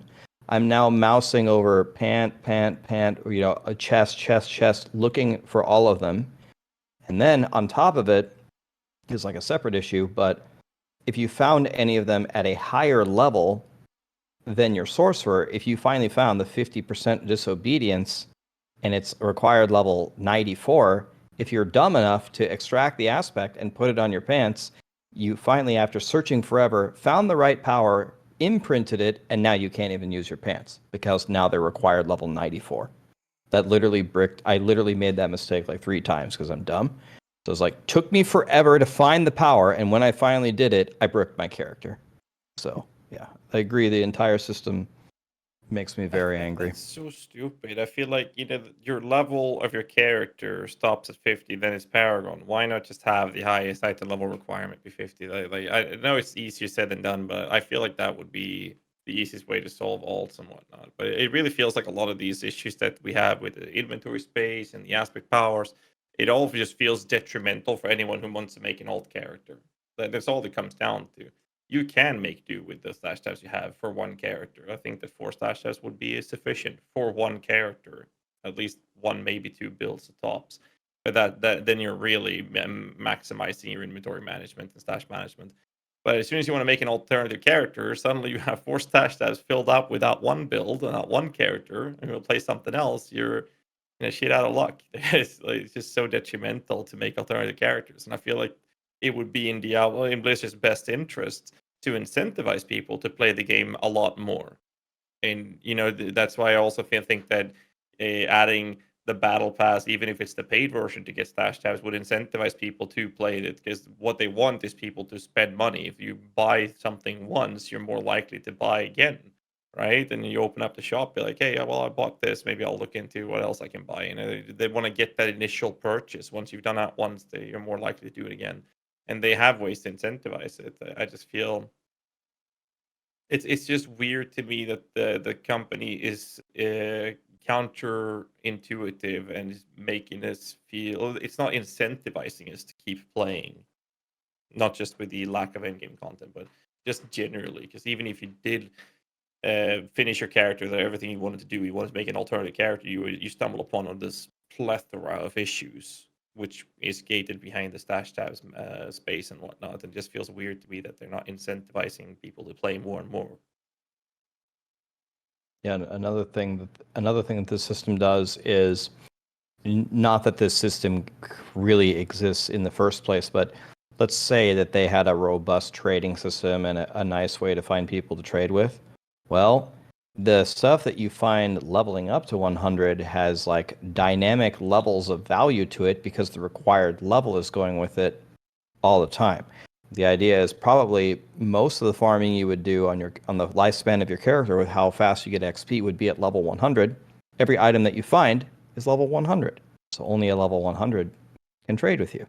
It's like I don't really understand why they did that from either creating your own characters or from a trading perspective, because everything you find is everything good that you find while you're leveling, usually used for leveling, and everything you find at 100 is required level 100.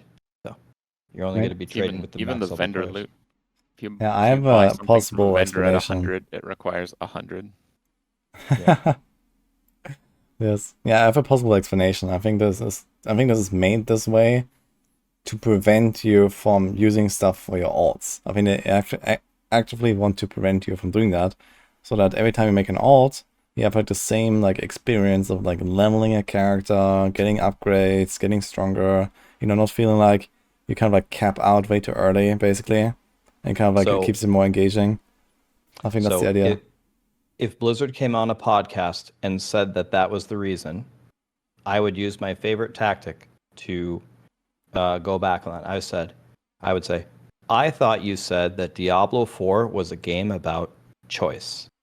If I choose to farm on my main to farm some gear for my alt, and I want to level my alt with, I earned it. I farmed all these items. If I want to make a twink, like this is some people's favorite way to play WoW, is to twink something out, make a 19 rogue and Warsong Gulch and just farm people or whatever.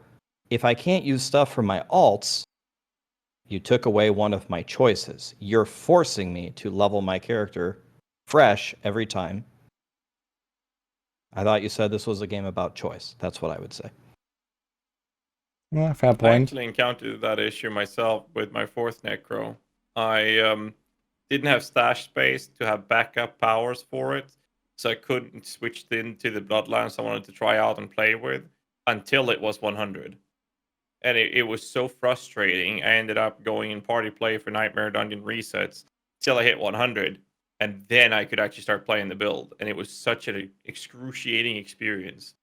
It didn't work out to be a good build in the end either way, but at least I got to try it. But I had to go through this entire process of hours upon hours of grinding to get to 100 before I could even play it, because I didn't want to scrap a lot of the items I had in my stash for other reasons. It was just straight up detrimental, and that was not a fun experience either.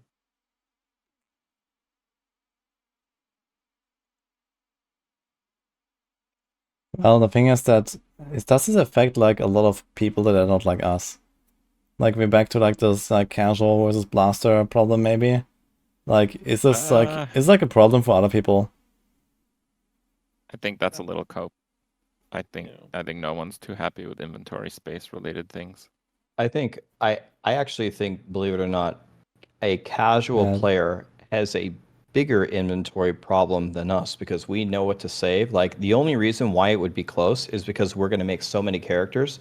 But in general, people have like a fear of, I shouldn't get rid of this because what if I need this later? I can't really remember what I need. Oh, I'll just save everything and then I'll look at it later. And those stash tabs fill up quickly. I actually think casual players probably have a worse time with inventory management, and it's even more impossible for them to find things than for you, because if you're looking for disobedience, you know to look on the armor pieces. They're probably checking weapons, rings, or checking everything.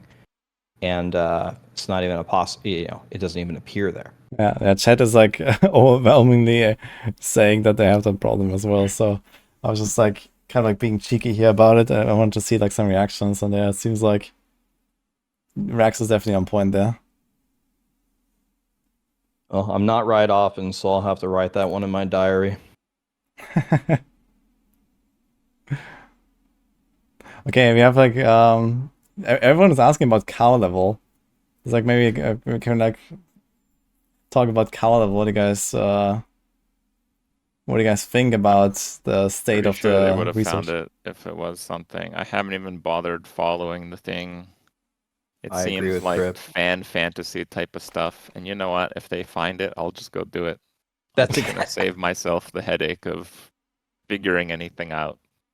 Well, some I people can love that actually stuff, right? follow it, and I have to side with Krip on it as well. At this point, I feel like it's been so much that it should have been found by now, and it hasn't. And I'm also in the same boat there. It's like if they find it, I mean, I'll go plunder it, no problems. I'll do that. But till then, I don't know. Like, but I definitely believe that they will implement it in the future. But I don't think it's in the game right now. That's a very nice hat. I think you should wear that more often. I really like that. I agree with Ghazzy and Krip here. Like I don't mean to like spoil everything. So go ahead and mute the podcast if you don't want to hear it. There's going to be a cow level, and there's going to be cows, and they're going to say moo, and we're going to kill them whenever somebody finds it. I mean that's it. I'm actually surprised there's no Stone of Jordan in the game. Like, what the hell? That is confusing. Yeah. They brought it back for D3. I thought they'd have some ounce of tradition still in the game. Maybe it's in the cow level. Maybe you're gonna find it there.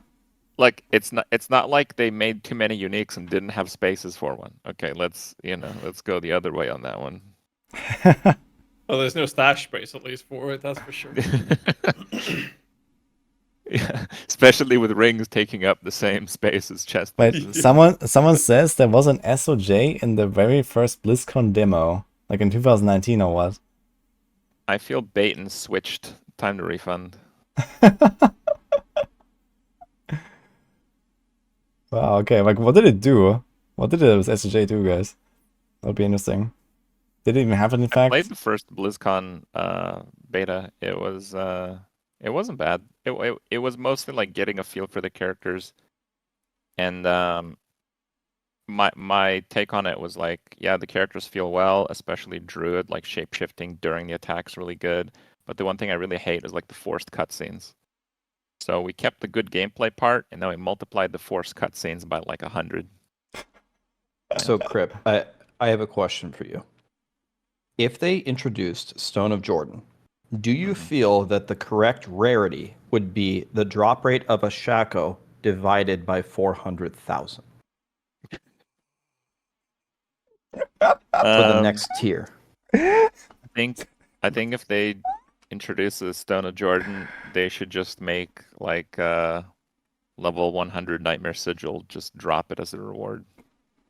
I think the one person that plays that the one time it ever drops, they should be the next Uber boss. Like Potato Man 420 from New York got it. He's the next Uber boss, and the Stone of Jordan just makes him a god. What if they do it like the Magic the Gathering thing? Like there's literally only one Stone of Jordan, and like the first one to find it, it's a 1 of 1. Doesn't drop after that. Wait, that's a thing? Yes. 5 minutes later, the count's up on Unfortunately. Amazon. What? What is that? That's crazy. It's in I the mean- trading card game scene. They're starting to make like limited edition cards, and it's gotten to the point where they're making 1 of 1. So literally a singular version of one card, and it's like randomly in the pack. They're kind of like jackpot cards. So Magic the Gathering did that with the notable one recently, which is like a collab with the One Ring from Lord of the Rings. Yeah, okay, I guess in that case, like grinding out that shako definitely sounds much more appealing. So, like, at least I have a chance to get it. Wow, that's Corporate, crazy. write that down. I mean, if they do like there's only 10 of these that can ever be found type of thing in Diablo 4, that would actually be pretty hype. I almost want them to do that, even though I hate it. Like it would be the hype. It'd be like I mean, it could be like a magic seasonal find thing, race. right? There could be like this one, like super elusive, like seasonal, unique drop that's, I mean, it has to be like very universal, right? That it kind of like fits any build and stuff like that. But yeah, it could count be. bound minion stats. Purely Yeah. cosmetic. Yeah. Make it a ring for the extra cosmetic value, eh? So, Mhm. but yeah, I mean, it would be kind of funny. But when we be honest, like the super, what are they called, uber uniques we have, like they're already like kind of on that tier anyway, right? They're gonna drop like a few times per season, right? And that's it. So it's almost on that level. But yeah, it's definitely a funny concept. Okay, any other questions, guys? Like anything from chat? Otherwise, I guess you can also wrap it up. We had a really long discussion, yeah? That was really fun. It was nice chatting with you guys. Nice to meet you, Ghazzy. Yeah, likewise. I don't think I've ever talked to Kripp either. Wow. Not Woody, directly, anyway. Woody, I talk to you all the time. A lot of my relationships have to do with watching other people's YouTube videos and picking up on the fact that they've watched mine that I made a few days before. So it's like this broken version of communication, but it's also fun because you have to decipher and read between the lines. Was that a jab on me or? No jab on anyone. Absolutely. Yeah. Jab I mean, on It's everybody. very much reality. I mean, Jab on everybody. I watched your Hearthstone stuff like, half a decade ago or so because that was kind of like fun on the side. But I mean, these days I do not have time to watch anyone. So sorry about that. But I still like hanging out with you guys.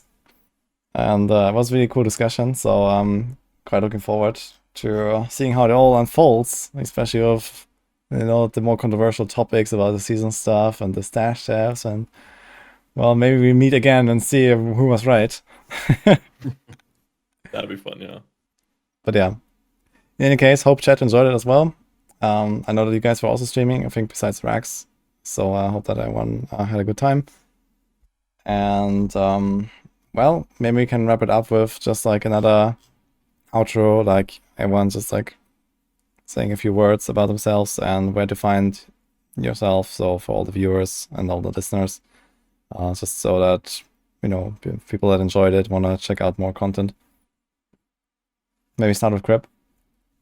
Sure.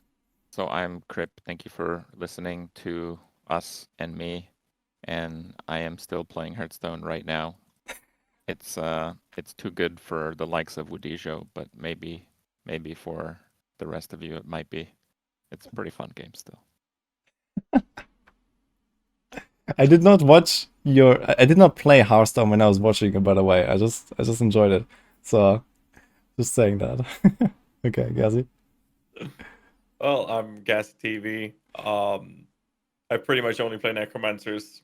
I still am still playing. Will continue to play. I have a hard time stopping. I have a problem. Help. But thanks for listening. Hope you enjoyed it. Okay, Rax. I'm Rax. I play everything, but it doesn't mean that I know anything, so don't listen to me on anything. I wear a blue hoodie. I'll see you in Diablo 4. Nice. Okay. Yeah, and me, I play Rogue, and we'll do that until the end of time probably. And here there are some other classes. Well, in any case, it was a very fun podcast. So I'm very thankful for you guys joining, and hope that also all the viewers liked it. We're gonna see you guys probably in like a week or so when the patch notes come. There's gonna be a lot of new stuff, and let's see how the things unfold. So thanks for watching. Thanks for organizing this, Woody, and thanks Kripp and Ghazzy. It was a lot of fun. Thanks for having me. Yeah. Thank you, guys. Thank you. Thank you.